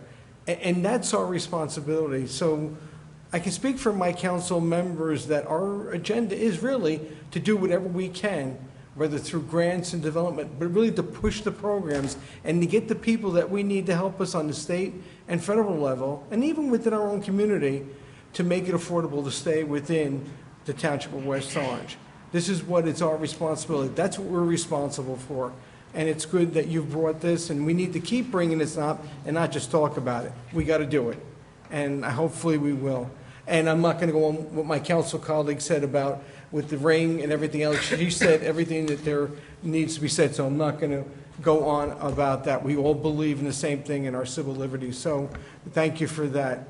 Dagmar, I just want to give you that. It's not the best answer. You like to turn on your TV and have it on, you know, thing, but until we can try to find out what's happening. I've seen it on TV, but I don't know, you know, why you're not receiving it. But to view it, you can go online to the township website and take a look.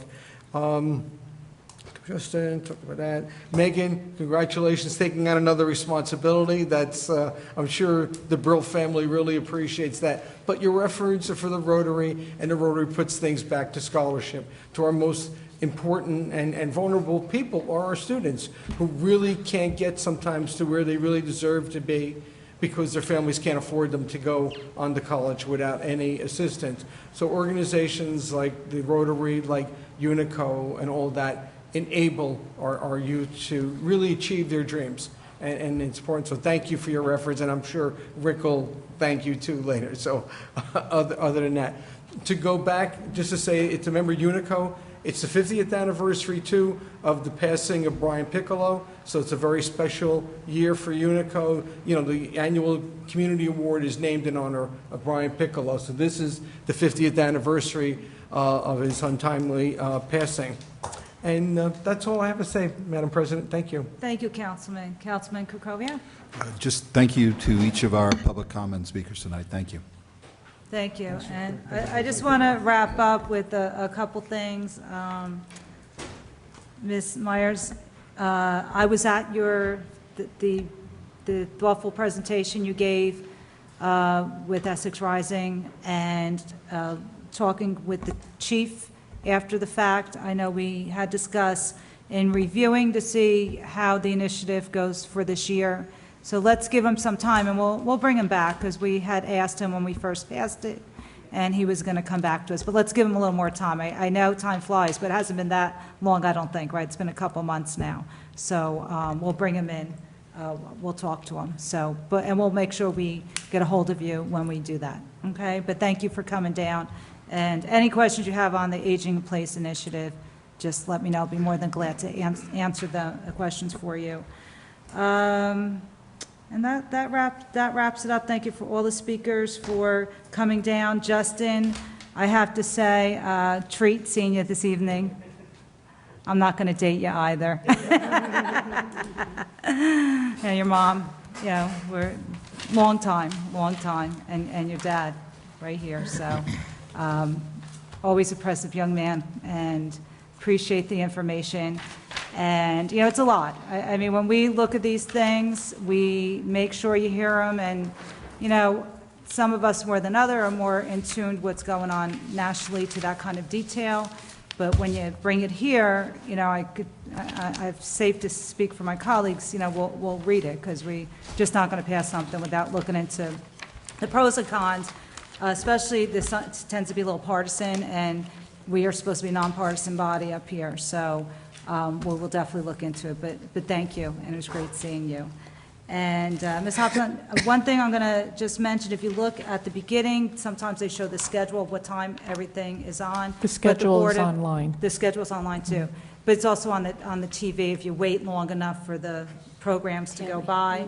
But the Board of Ed controls all the scheduling. So I'll take a look at it. If I don't see we're getting enough viewing time, I'll ask them. I'm sure they bump us for their programming. But with that, again, thank you everyone else for coming down this evening. And Madam Clerk, we have an agenda to get to. Yes. Approval of minutes of previous meeting, executive session December 18, 2019, and public meeting January 21st, 2020. Consent. Report of township officers, none. Reading of petitions and communications and bids, none.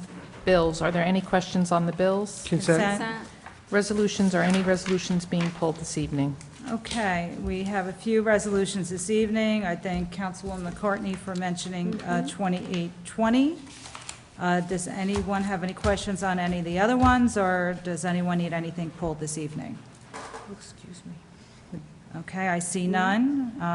Madam Clerk? Okay, is there a motion to approve the consent agenda? So moved. Second? All in favor? Aye. Any opposed? The consent agenda is implemented. Okay. Ordinances on second and final reading, 2596-20, an ordinance amending Chapter 2, Section 50.4 of the revised general ordinances of the Township, Municipal Alliance Committee on Alcoholism and Drug Abuse organizational structure. Is there a motion to introduce on second and final reading? So moved. Second. Councilman Guarino? Yes. Councilman Krokoviac? Yes. Councilwoman Matute Brown? Yes. Councilwoman McCartney? Yes. Council President Castellino? Yes. Okay, does any members of the public have any questions or like to make a statement on ordinance 2596-20? Seeing none, do any of my colleagues have any questions or like to make a statement? Okay, Madam Clerk. Is there a motion to adopt 2596-20? So moved. Second. Councilman Guarino? Yes. Councilman Krokoviac? Yes. Councilwoman Matute Brown? Yes. Councilwoman McCartney? Yes. Council President Castellino? Yes. 2597-20, an ordinance releasing, extinguishing, and vacating the rights of the township in sewer easement located on Lot 7, Block 1 in the Township of West Orange. Is there a motion to introduce on second and final reading? So moved. Second. Okay. Councilman Guarino? Yes. Councilman Krokoviac? Yes. Councilwoman Matute Brown? Yes. Councilwoman McCartney? Yes. Council President Castellino? Yes. Would any members of the public like to come to the podium to either ask a question or have a statement about ordinance 2597-20? Seeing none, do my colleagues have any questions or like to make a statement of the same?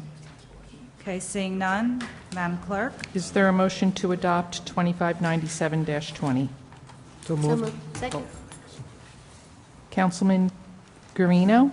Yes. Councilman Krokoviac? Yes. Councilwoman Matute Brown? Yes. Councilwoman McCartney? Yes. Council President Castellino?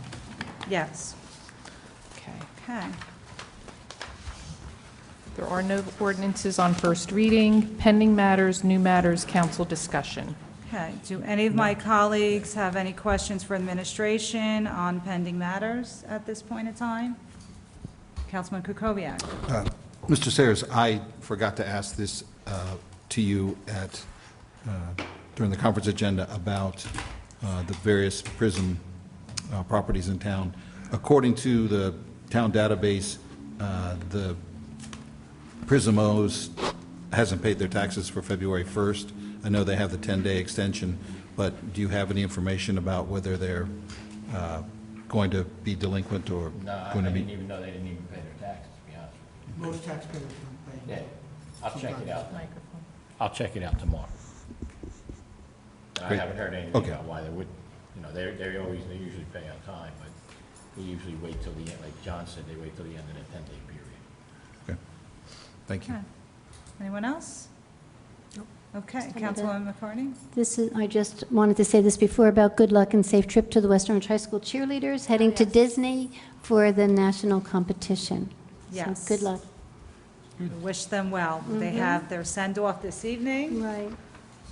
So I'm not sure we catch the tail end of it. We're running pretty good here tonight. Councilman Kroviak. I hope this doesn't slow things down. I have been asking for a few times over the last few months about the problems we had at Selecto Flash with destruction and impairment of some of the water wells down there. And I just wanted to get an explanation for it, because if it's something that we, as the township, can control so that this doesn't happen again. Did you see Mr. Lepore's report he sent out? I got four huge reports about, what, an hour before the But he meeting? did write one paragraph about what it was. Okay. I mean, and Problem. this is not a repeat of, the last time we had this discussion, we discovered it, and we were going for the grant. This is now the same grant. I just want to make sure that everybody understands, this is not another set of wells. This is the same set of wells that we had problems with before. We just now received the grant money in order to correct the problem. Yeah, today actually we got that. $496,000. I'm sorry, I didn't hear you, Mr. Sayers. We just got approved for the grant today for $496,000. Oh, nice. Right, I think it was $496. But what I was asking was, and I started to ask at the last council meeting, and you'll have to tell me what Mr. Lepore said, because I haven't Here's the had a report. chance to read. It's right here. I haven't had a chance to read it. He sent that one paragraph. I'm sure if you have any questions, you could call Mr. Lepore, right? Yeah. Yeah, Sure. he'll answer you. Yeah, he deals directly with Selecto Flash and the people dealing with the reports. Talk about replacing them.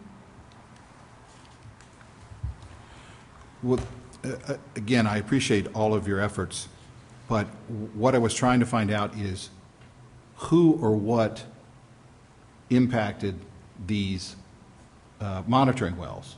And this explanation doesn't say who or what impacted these 5 water wells that caused us to, request an additional grant for, I can't remember what it was, but it's like $70,000. There was destruction that was going on in terms of the building site that was there. There's not a lot of room on the site, and during the process of tearing down the building that was there, the damage, some of the damage occurred, not all of it, but some of the damage occurred during that process.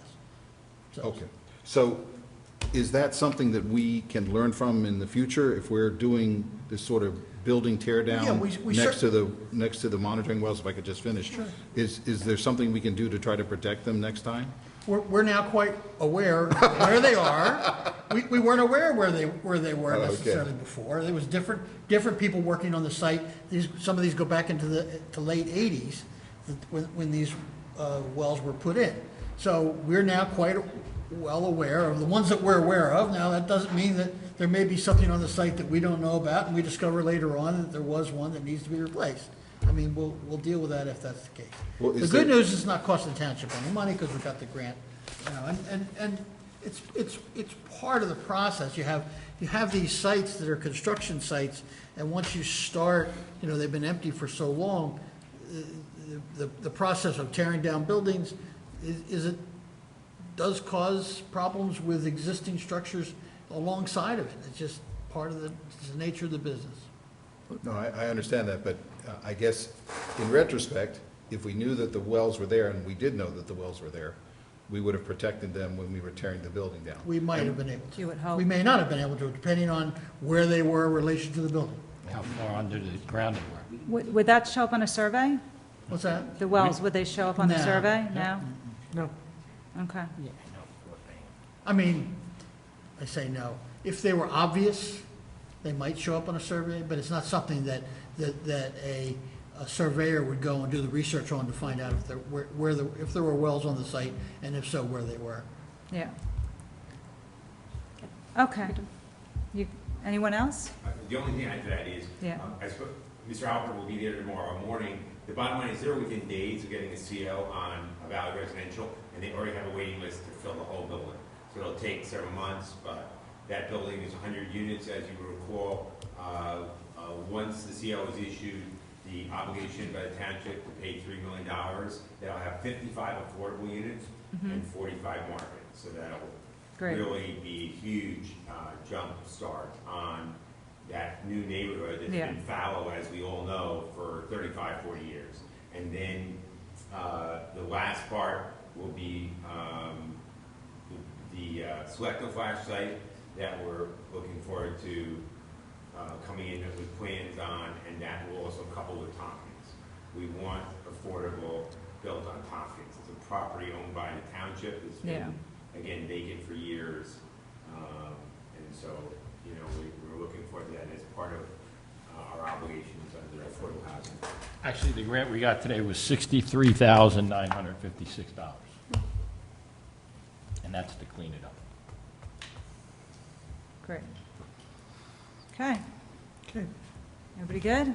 We're good. Oh, go. Councilwoman? Not on this topic, if we're done with this topic. I just wanted to follow up on an email that I sent to council earlier this week or weekend with respect to the mayor's State of the Town address. I know that the Chamber of Commerce hosted and has hosted it for 49 years.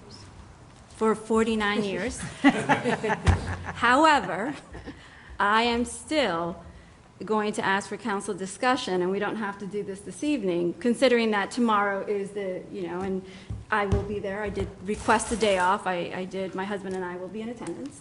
I think that having to pay for attendance to what essentially is a public service from the mayor, which is the State of the Town address, residents should not be required to pay for it. I realize, I understand that it's televised. I understand it'll probably be on Facebook. However, if building an inclusive government, that also means access. I am in a position where I could request time off from my employer and was granted that time off, but not everyone can. It is cost prohibitive for some people to attend. So I want to start thinking about moving forward. I look at all of the other municipalities. They do it either in a high school, Mayor Baraka does it in NJPAC because of the size of his community, obviously. And while I appreciate that there is, there's honorees that take place there with the high school students and the mayor does that, that's wonderful. And he should continue to do that. But to make it accessible to the public, it should be held in a different forum, the State of the Town address, because I think it is exclusionary when we're charging people to attend. I know Mayor Ted Green is having his at the high school. It's something that I want us to consider moving forward. I know it's been held, and I had this conversation with the mayor. I may be putting him in an awkward position. However, I think that it is a discussion that we should have. Okay. Again, just because we couldn't discuss it in email, so I just wanted to put that out there. And nor should we ever I know, discuss it in email. But just food for thought, and we can, have further discussion on that. But I just wanted to make sure that this was something that I brought up. No, and I appreciate, Councilwoman, do you want to state anything? I know you've been We going did back share a and lot forth of just with emails about this, being right? on the, Chair the that it's hosted event, because by- I chair the yes, event. you chair the event. Go And we right have ahead. kept the price low. We do have, the chamber, again, does not own any building, so we have to always pay for a venue. And part of what we did talk about was that even if we were to hold it here in Town Hall, there is still expense involved with police, fire, DPW setting up for everyone to be here. The chamber pays for the videographer, for the reporters. We have guests from the Chronicle, TAP, the Board of Education, communication officer. I understand what you're saying, and if we did have it here in Town Hall, there would still be an expense, or even at the school, because we have many events at the school, and years ago, and I know that my colleague can attest, that the Board of Education has a policy that if you are going to use the school, there is a permit to use the school, because we have to have custodians and staff. There's always an expense. There's always going to be an expense. And I guess in the 49 years that I haven't been chair for 49 years, but all of those years, what the chamber always struggles with is finding that right time to do it, because there are hundreds of chamber members that are not able to attend because they own businesses. So finding that convenient time, they're doing networking opportunities at lunchtime, evening, a lot of, I understand what you're saying. There will always be an expense involved, and I think if you want the mayor, this is a conversation you have with the mayor, because the chamber has always provided this as a platform for the mayor. So it's really a chamber event. If you're asking the mayor to do it on his own, or as the council doesn't have a budget to do it, it would be an administrative decision, not a chamber decision. So, and just to follow up on that, and why I said putting the mayor in an awkward position, because it is something that the chamber has hosted. It is a chamber event. Right. Nonetheless, it's still restrictive to residents who want to attend and can't afford to attend, even if it's just $35. For someone like myself, I can say I come from a place of privilege that I can pay $70 for breakfast for my husband and I. That's not everyone's case in town. So I want us to consider, despite the expense it's a built-in expense. It's not a tangible expense where somebody's writing out a check or pulling out a credit card, to be able to book it in a different arena. And what the mayor did say is, and whether he doesn't want to do it twice, right? So it's a matter of having the discussion. He wants to do it once. Yeah. He does not. That was Mr. Trank that said that, Mayor Parisi. Though he does have an impressive list of students and people that he has recognized. I do, and I can appreciate that, and I think that can still happen as a chamber event. However, as a state of the town address, it should be extricated from that, because he's not willing to do it twice. So that's the discussion he wanted me to have with the chamber, but it's something that I think that we all should have some input in. Okay. I'm still trying to think of any place, anywhere, there's still going to be a fee involved, some type of fee involved. All right, But thank I you, understand what you're Council. saying. Thank I you, do understand Councilwoman. what you're Do saying. any of my councilmen colleagues have a thought on this? Councilman Carovia? No, I just had another issue. Okay, before you bring that up. Mr. Trank? Mr. Trank? This is not on this issue. What- But on food, we were on food, so I wanted to follow up. Oh. So the council was excited, as was the mayor and I, and in the fall, the council approved a resolution for us to do competitive contracting with regard to Rock Spring, and attempting to get some different food and beverage provider in there for this season. We did an extensive RFP, and it was posted, we publicized it, we actually did tours, and I think 3 or 4 different groups appeared in the middle of January. Net, the submission date was January 31st, which I think is last Friday, and we got no submissions. The feedback I got, and again, that's why I'm telling you and through you, the public, and welcome your input, is it's too short, and that some of the facilities are, I'll use the word tired, and so no vendor, just like we're not willing, as you know, to put out money to, freshen up the bathrooms and the carpet, and these are some of the input I got. No vendor for what amounted to a 3-year agreement is willing to put out that money. And we had some really good vendors who spoke to us about it, but so kind of back to the drawing board is what I can say on that. We're open to anybody's ideas, and if you know people in this industry, and we can talk to them informally, obviously any process we do will be public, but, and there's certain things I've heard that we could tweak, but it's tough. And until We kind of deal with the longer-term plan. I guess we're not going to, at least at this point, get an interim F&B. But we will have food and beverage there. Keep in mind, Kemper is obligated to provide food and beverage. So question for you, Mr. Trank. When are we looking to go long-term? Well, again, at the end of the day, public contracting, as you know, maximizes the term of 5 years, and we did 2 with 3 one-year options for Kemper. Short answer to your question is, where we are now looking, because of the tremendous success of the golf club last season, which was an abbreviated, truncated season, I think there was 22,700 rounds. We want to get a golf course architect. As you know, the mayor has said from Jump Street that he thinks the best way to deal with this is to come in off of Fairway, Fairway or Fairview? Ridgeway. No. Where the gas station is, the traffic light. There's a traffic light on North. That's Ridgeway. No. Ridgeway. It is Ridgeway. Okay, Ridgeway. Whatever it is, we all know what we're talking about. And to basically come along the, I think that's the 17th, and then come up the 18th. And the issue is, I think that the current thinking is, if we can maintain an 18 hole, modify those 2 holes, and put a roadway up there, that's the, quote, best way to ensure we can keep 18 holes. Which, because again, it got tremendous popularity as an 18-hole golf course. And we know that, again, we don't want to kill the neighborhood. So just to answer, so that's step 1. If we can maintain 18, maybe take a par 4 or a par 3, again, I don't know the exact dimensions, and build that roadway.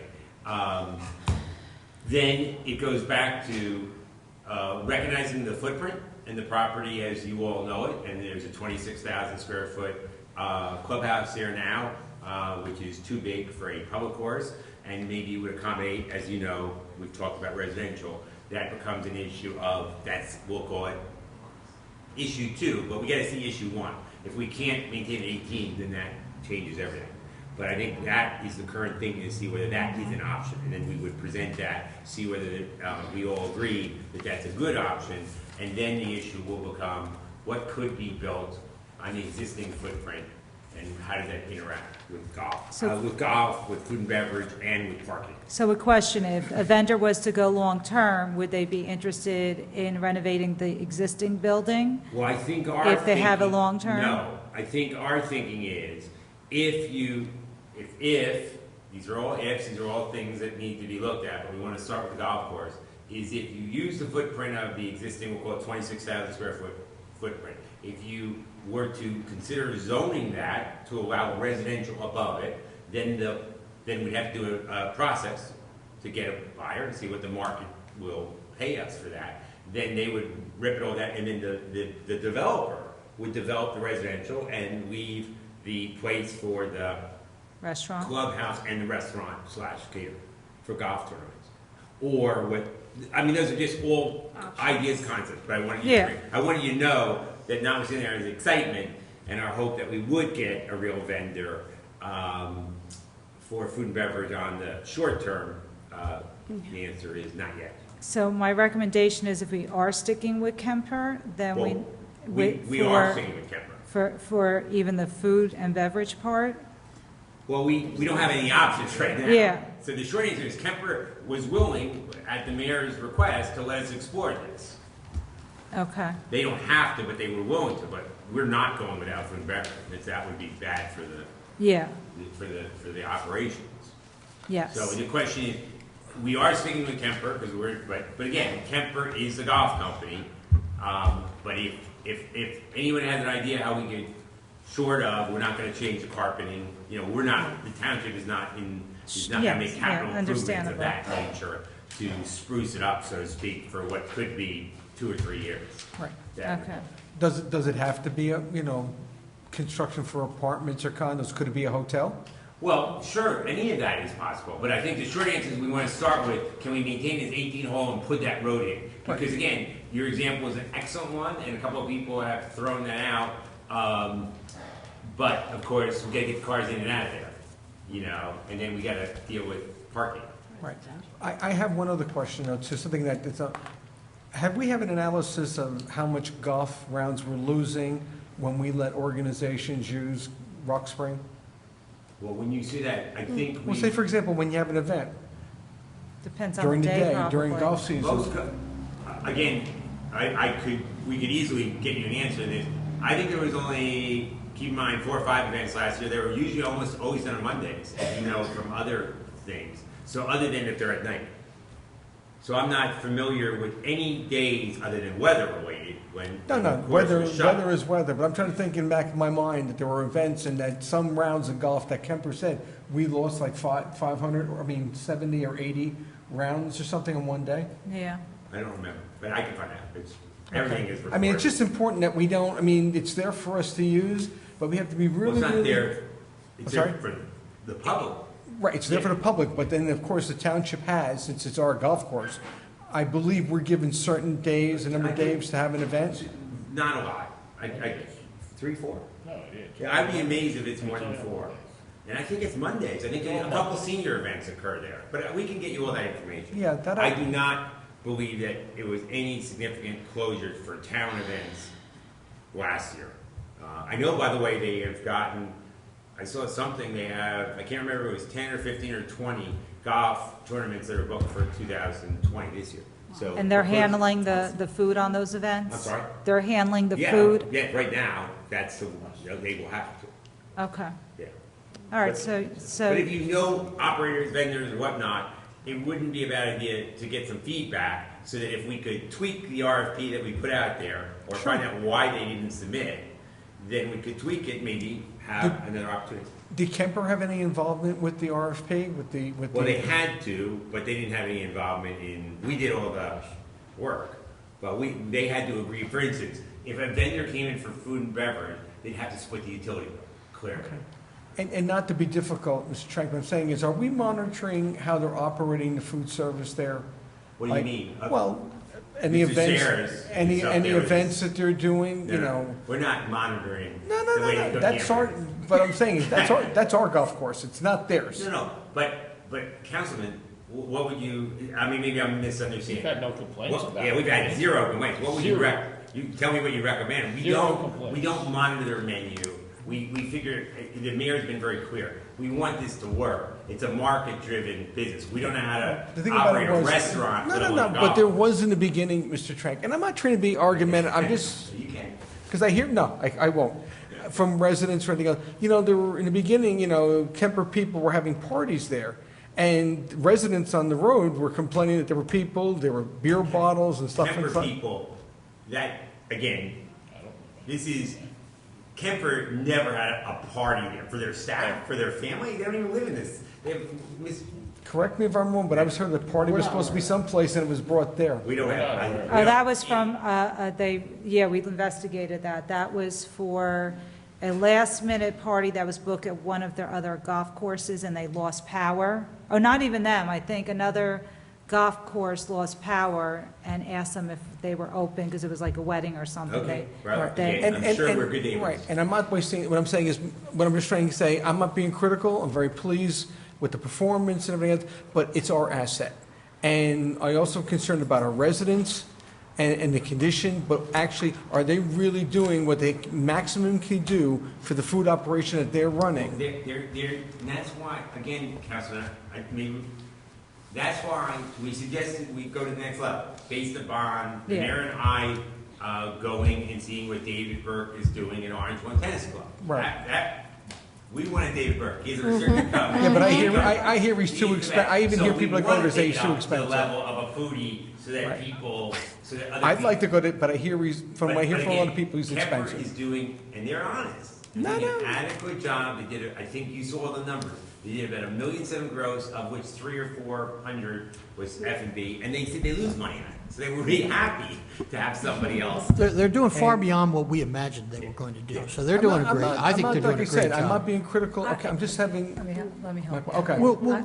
And to Councilman's point, because I also heard complaints, the dinner, and they even said that, that's why. So we have to, we're going to utilize them again for the summer, and they're going to be a la carte. They have a contract. No, but I'm talking if we don't get a restaurateur this summer. Right. But I and can't- they're going to serve dinners, there needs to be a meeting and a conversation, because that's where things were off a bit. Again, the Kemper people were here. Yeah. Again, the Kemper people have been incredibly accessible. I will have no problem. Chris Parker is there. Yeah, on a he's been daily great. basis. He's doing- Yeah. So the short answer is, we can have any interaction. It's market driven. They Absolutely. frank with us. They're golf operators. Okay, so Food Cal- is an offshoot, which is necessary. And my last question, Council President, is to say, so is the administration and mayor's position now is to go forward and to get a golf course architect to do an analysis? To do the analysis initially that I articulated, which is to make sure we can see if we can maintain an 18-hole golf course by building the road in by, what do you say, Fairview? Ridgeway. Okay. Excuse me, Ridgeway. It's Ridgeway. Yeah. So, Thank you. thank you. So we're gonna, Thank you, that's what Council we think is President. part one, and then part two is what are the options with what I'll call the bluff. Thank you, Mr. Trank. So we'll keep you posted. I just want you to know, because we would all had the goal of having a food operator for this season.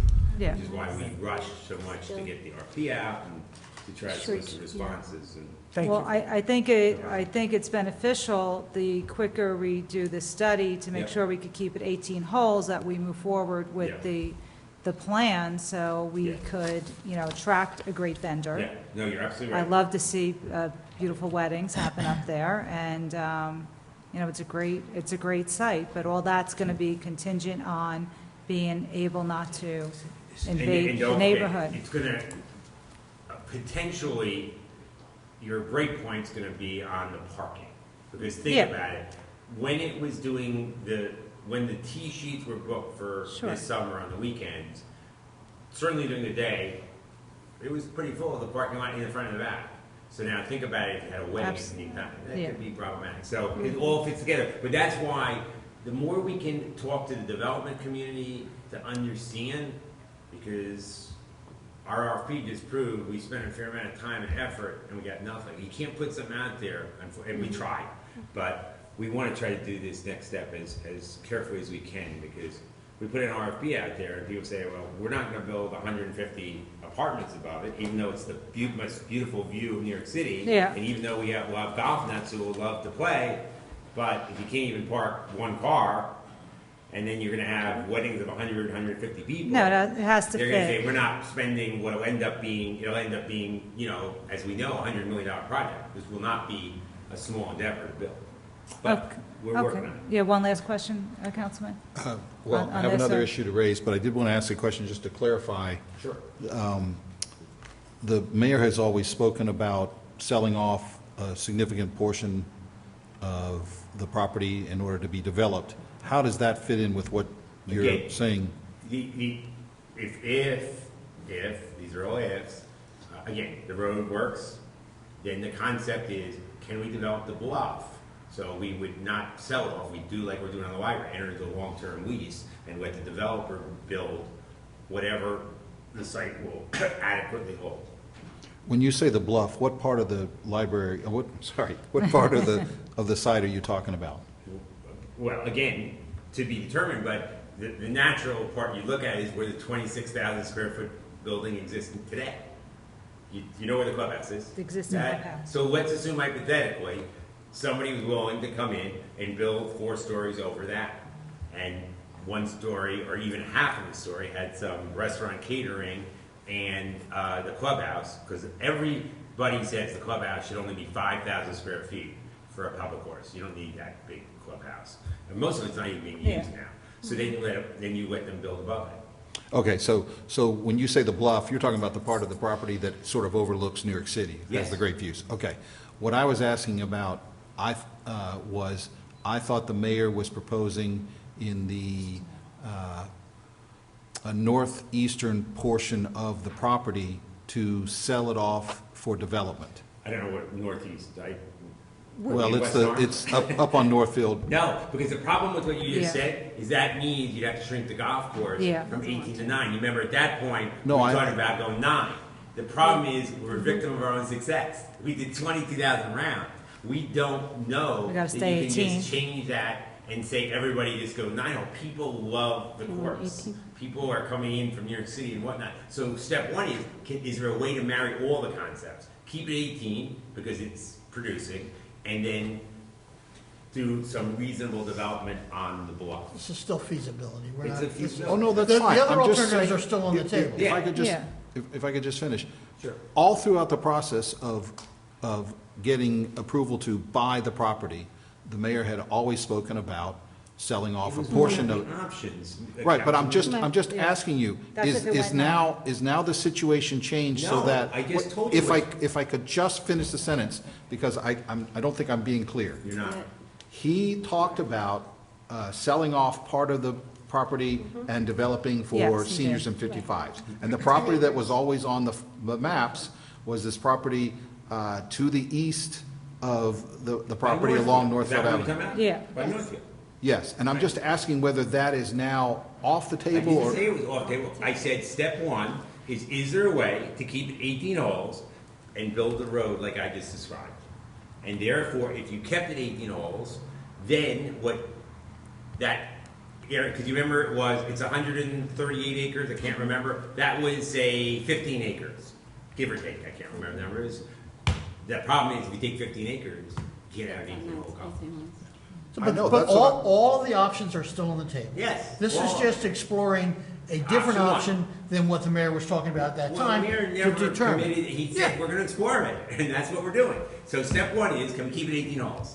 I think I've answered that several times. Step two would be, if we can't, then we're back to the drawing board as to what might or may not be possible. Right, but I think what is new that I don't recall him ever speaking about was this whole idea of developing the bluff. Putting up a four We don't have story building. any idea, just like Councilman Guarino just said, a hotel. I mean, again, people make phone calls all the time. There is nothing that is planned now, but step one is, can we keep it 18 holes? An architect may come in and say, you know what, there's another idea that will work, and so this is really We're open at to that everything level. right This is now. completely open. exploring No decisions have been made, nothing has been taken off the table. We're just doing the due diligence so that when we do come back with a recommendation, we're going to tell you that we've explored everything, and here's the following things we think will work. So We're it's- not there yet. And Yeah. what council is describing is an alternative that we're now looking at this moment in time. That does not do anything with the other alternatives that are out there.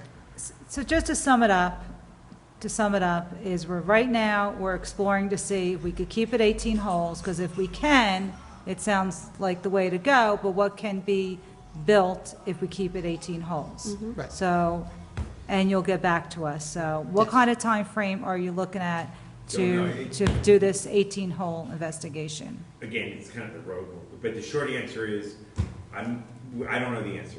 I'm Okay. hoping within the next 45 to 60 days, we'll get some concept of it. But I've talked to Mr. Cronenheim. He's kind of been leading up. He's the one who has the interaction with the architects. Because I assume we're looking to keep the integrity of the golf course because this famous architect has. Absolutely. You're So we're gonna- 1,000% yeah. right. So it's got to be a little tricky. And that's why the concept of, after a tremendously successful season and all of the rave reviews, notwithstanding whatever somebody may have said about the food and beverage was, can we keep the integrity? Can we keep the integrity of the 18 holes? Okay, great. One last question, because. The reason I'm bringing this up is because part of, I think, the sales pitch. There's no sales pitch ever. Could I just finish, please, Mr. Trank? Okay, Could Mr. you Trank, just Mr. let me Mr. finish, Trank. Mr. Trank? Part of the sales pitch was how were we going to pay for all of this? We were going to lose huge amounts of rateables by buying the property. That's right. And so part of whatever the possibilities that the mayor was talking about was selling off the property for development, which would generate a considerable amount of money. If you're no longer doing that. We're then not no longer doing if- that. If I could just No, finish the the sentence, problem is please. that- Could I just finish, please? We answered the question 10 times Okay, to you already. If I Mr. could Sayers. just finish what I'm Councilman, saying. Everybody, finish your point, and And we if need you to wrap want me to this up. read from the ordinance that it says I No, should not be no. interrupted, I'll be glad to do that. Councilman, please finish your point. If the prospect is to no longer do that, then I would hope that when you guys come back to us, that you also take a look at some of the financials for this. because- That is not the intention. That is not the intention. That's the answer to your question. That That is is not not the prospect. We're gonna keep it as 18 holes, and we're still gonna look at what we can do to develop it to get some type of revenue out of it.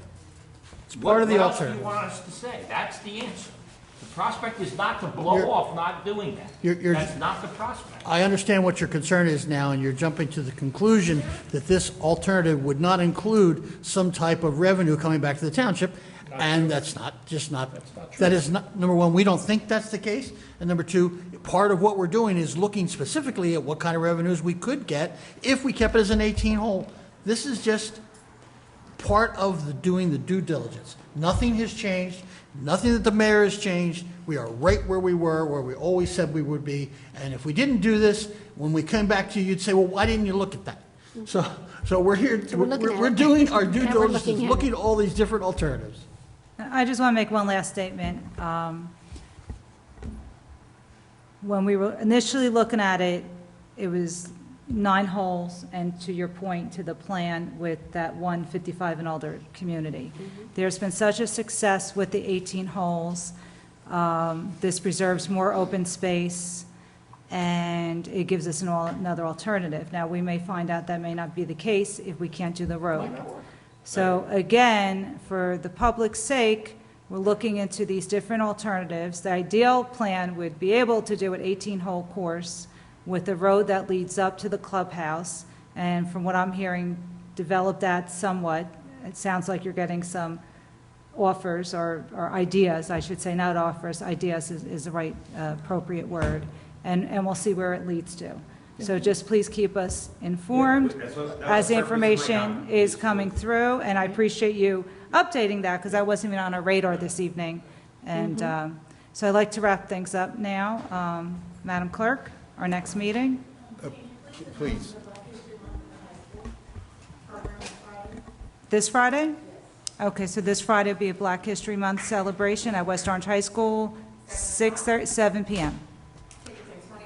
$20 for tickets. Thank you, Ms. Williams. Council President, I mentioned, I don't know, 5 or 10 minutes ago that I had Okay. another issue I wanted to bring up. It has to do with the library. I think the library is of significant concern to a lot of people in town, and I understand that the library board has actually voted to agree to move the library up to Yes. Executive Drive. But I understand also that there was, I don't know how to describe it, but there was an additional agreement or an additional provision of the memorandum of agreement or understanding that we voted on a couple of, I guess it was last month. No, 2 months ago in December. But there was a change in the agreement that had to do with the use of the bottom floor space. Yeah, again, of course, if you pick up the phone and call me, I'll be glad to share with you the email. I'm looking at it on my phone because I can read it to you. So, as you know, what we committed to, what you approved, and maybe you didn't, but the council did, was that the main level of 10 Rooney, is it 10 Rooney? 10 Rooney, yeah. Thank you. Is the same basic, what I'll call footprint of the existing library, which is 23,000, 25 or 26,000 square feet. What they want to do is they want the 8,000 square feet of the lower level. And we said, well, we don't have any other use plan for it, but the dollars that we're going to help you get through the Library Construction Bond Act, through the $1 million that Mr. Albert's paying, and through some additional dollars that Mr. Gross has identified, I think, from the sale of DPW, that those dollars may or may not cover building out that 8,000 square feet. So I think it's very clear from what the memorandum of agreement that you approved that we agreed that if the money isn't there, they're still moving, but we'll reserve that space. We're not going to go and put something else there. And so all that Mr. Cerrone, who represents the library board, asked me to do was to clarify it, because in one part of the sentence it said shall and one said, so here's what I wrote him, because I'll read it to you since you're going to create. Michael, thanks for reaching out, and as always, we appreciate the commitment of the library board to facilitate the redevelopment and advancement of a new library. As to the memorandum of agreement, which was approved by the Township Council on December 18th, its terms and conditions are clear and unequivocal, the township will reserve the 8,000 square feet on the lower level for whenever the library is able to finalize the fit-up, renovation, and use of the 8,000 square foot for the library use. I trust this clarifies any questions. To the extent my language differs from your language, I believe I've accurately summarized the information which the administration presented to the council and the intent of the council in approving the MOA. Again, thank you. Please advise. So, and he wrote back and said that it's absolutely consistent with the library, and the library board approved it. So, I didn't think there was anything controversial or that in any way, shape, or form changed it. And now the heat is on, so to speak, because they need to make the application to try to get proceeds from the Library Construction Act. And obviously, someone asked earlier about our time frame for DPW and whatnot. So that was the, if you claim that's a change, I don't see it at all. Okay, so it's not anything that's going to come to us for review or approval? What, do you Correct. think I misstated what you agreed to? No, I think that's no, clear no. cut what we agreed to. And you can compare my way. I'll be glad to forward this email so you can compare it. But that's my understanding of what certainly the council, the administration presented and that you approved on December 18th, and that's already an MOA. But there were certain members, like everybody else, they read the word shall or may, they weren't sure what it meant, and I guess they were concerned that you might, or the town might put some other use there. Keep in mind, part of what we did agree to is give them, I can't remember it, but Jack or John all agreed, to get money so that they could build, I think, a staircase there or something. Not a spiral one, but a normal one. So we were agreeing that they're going to have to get, it will get done with some. Okay. So again, that's all that Mr. Cerrone asked me to clarify, and that's all I said. And that's the only thing. So whatever else you might have heard probably goes back to the parties at the office. No, I was actually thinking that we had discussed at some point that 10 Rudy might be a place for the animal shelter. Yeah, well, And that's I thought that. Well, the lower level, you're absolutely right. The lower level is 20,000 or 23,000 also. So this is just one part of it. Okay. So you're right. That may be a different part of the lower level. So that does not impact the idea that we have to put the animal shelter down. Is that Well, again, still? I can't comment on where the animal, but it does not impact the access, the ability to do them both. Okay. That alternative is also still. Right. Yeah, Okay, so we that's haven't also- decided about the animal shelter? Okay. Costa talked about the different Well, we've not levels of eliminated that entrance, as a remember? possibility. Talked about the different levels of entrance on that first level. Exactly. Just because we talk about the other doesn't eliminate the. Yeah. And animal shelters end up being much more expensive than we thought. And excuse me, Mr. Trank, when are we expected to take title on 10 Roney? So I've been looking at, the appellate division has thankfully scheduled, I believe, when is it? Has scheduled argument on the, so the short answer is, we will take title to 10 Rooney when we complete when B&E goes in for approval of their project to the planning board, and they have advised that they're going to try to go in by this summer. The appellate division, I believe, is scheduled oral argument for March, Okay. which hopefully, oh, you got it, you're the best. Oh, I can't find this all week. March 10th. March 10th in Trenton is oral argument, thank you, on the Malanga appeal of our designation of Essex Green and Executive Drive as areas needed redevelopment. So that has to be argued and then determined. Usually if they hear an argument in March, hopefully by June 30th, we'll get a decision. Great. It's usually within 36 days. So that would be awesome. And then the planning board has to approve the project. And then I'm just trying to remember, you may remember, so don't forget, we don't take title till the dog park is done and until the work is done. Okay. Because we're not going to ever go more than a weekend without a library, I hope. Okay. So that's the key. We got to get title to close, get that project going, which will take 8 to 10 months, to build a library. I'm sure it will, probably more. And then we'll take title. So I think that's what it says in the RDA. But And the time frame is comparable to Mr. Albert's time frame? well, great question. So as you know, you get the 9% tax credits. The short answer is we're not going to let him do his work on the library till we're able to move the library. So it's kind of a Moving jigsaw parts. puzzle. So he asked me that exact question as to his timing, so his timing will be behind that timing, so to Okay. speak. All right. But he's prepared, and he gets 24 months from when he got it, and he has the ability to go and ask for an extension if he needs to. Okay. Because he asked me, can I go before the planning board now and get approval for the project? I said, sure, but we still have a couple more bits. Because that cost, as you know, that'll cost him $100,000 to do all the, you gotta go to the planning board with all the plans.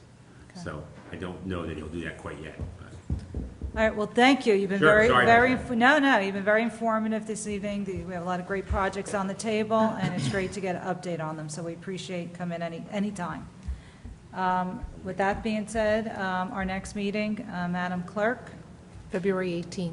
Okay, so February 18th, we'll be here, Township Chambers at 6:30 PM for a conference agenda. Do someone like to make a motion to close tonight's meeting? Motion to adjourn? Second. Okay, thank you, and good night, West Orange. Thank you, everyone, for coming down.